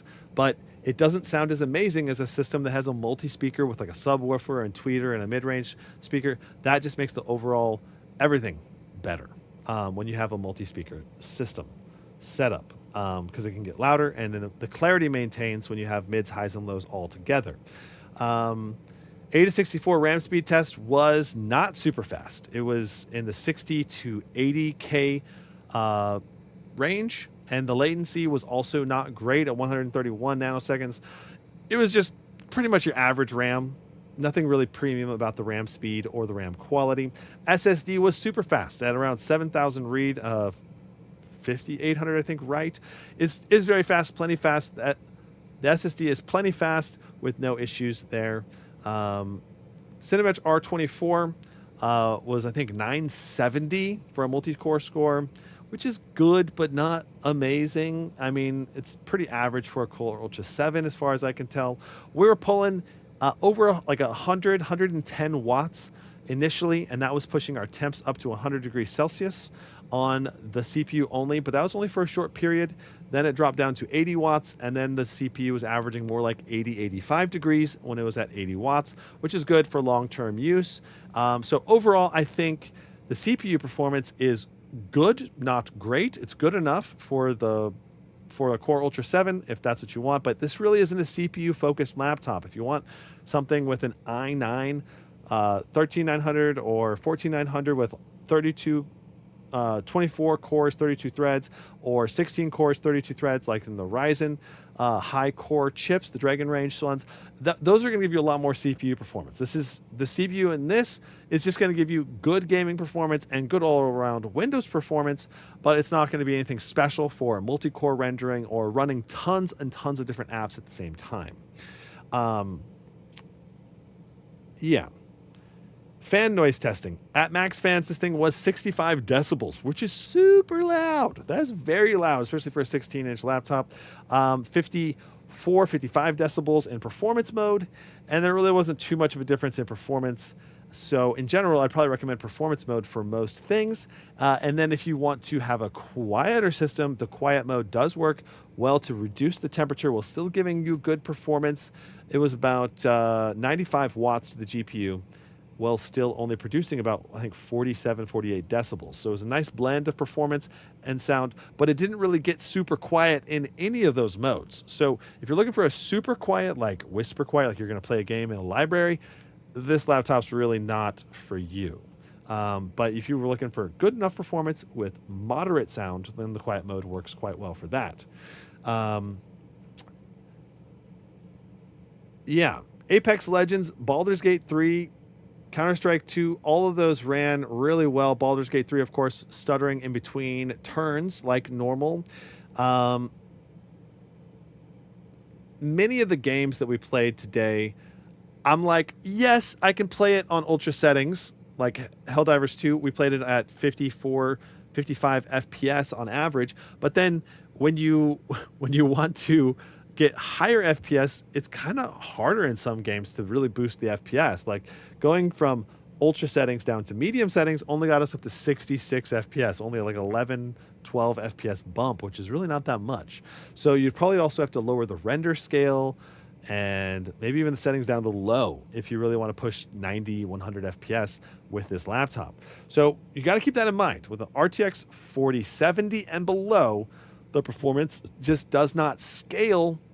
The performance just does not scale as well in certain games and titles. That said, playable frame rates are achievable in nearly every title as long as you're willing to fiddle with the settings. Now, Cyberpunk 2077, Illuvium, Hogwarts, all three of those struggled with 1% lows and with significant stuttering when everything was set to ultra because it only has 8 gigs of VRAM at QHD resolution. So you're definitely want to be willing to tweak the textures down to low and maybe turn off ray tracing to help reduce the VRAM utilization. You can also turn DLSS down from quality to balanced or balanced down to performance if you want to have increased performance, increased FPS without having to fiddle with as many settings. Those are nice global settings that you can change that really boost your performance overall in the game. God of War, I mean, basically almost all the titles played pretty good on Ultra, but to get great FPS and great 1% low performance, you really got to be willing to fiddle with the settings. And that's true for every RTX 4070 laptop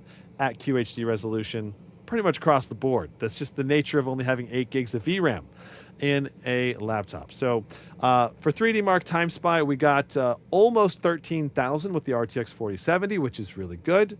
It's right near the peak of what an RTX 4070 can do. Some of them might test a little bit higher, but this wasn't really overclocked very much, only 50/100 on the overclock. So you could overclock this and get into the 13,400, probably 13,500 range with the maximum possible overclock.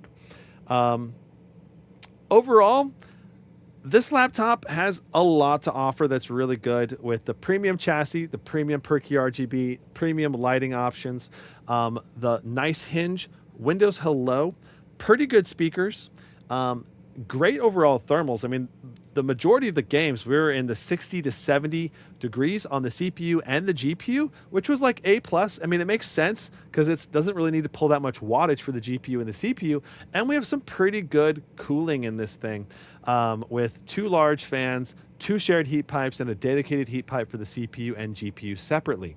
So overall, I mean, this machine is a good machine, and Alienware Command Center has made a lot of improvements.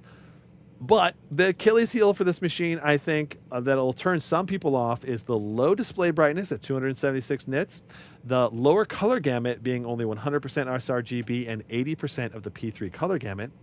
And then if you're going to try to go for QHD gaming, you're going to need to have to fiddle with a lot of settings. You know, and if you don't want to have to fiddle with settings, you just need to get an RTX 4080 or higher, so you have more VRAM and you don't have to.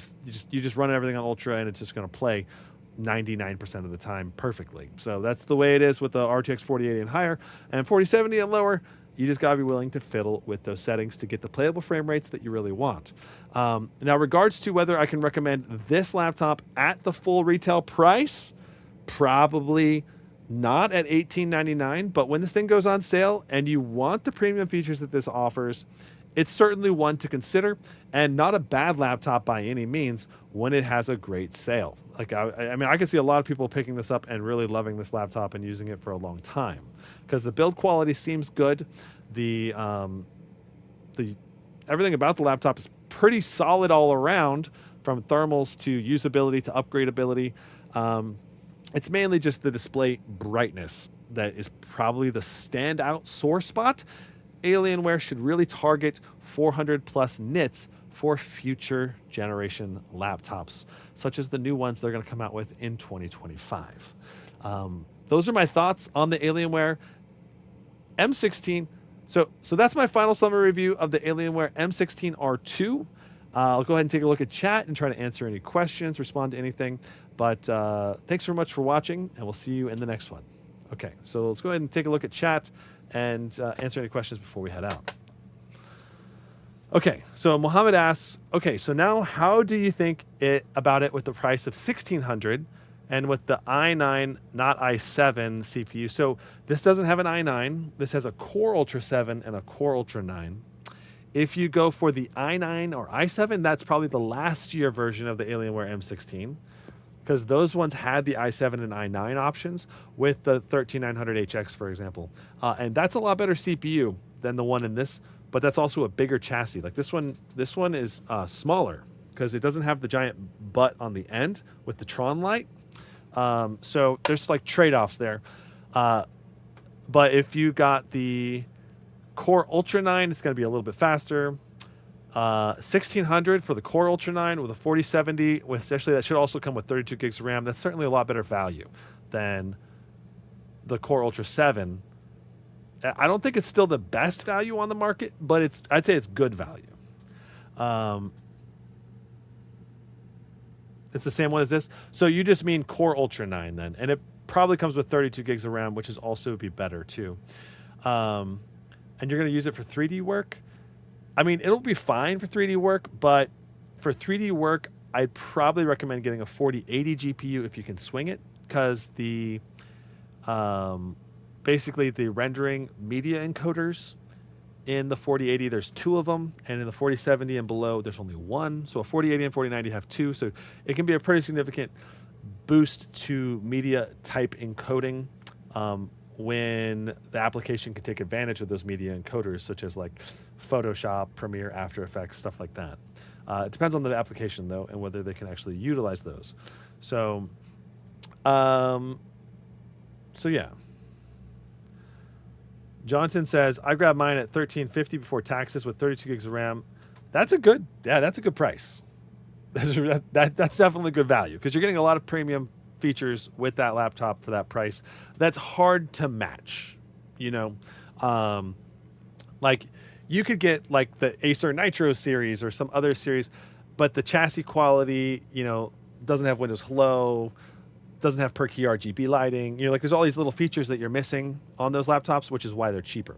So you're getting a lot of premium features, and for sure for $1350, that's definitely something that could be like, yeah, that's good. You know, as long as you don't care about the screen brightness being below 300 or around 300, then that's probably like a great buy. So yeah, okay.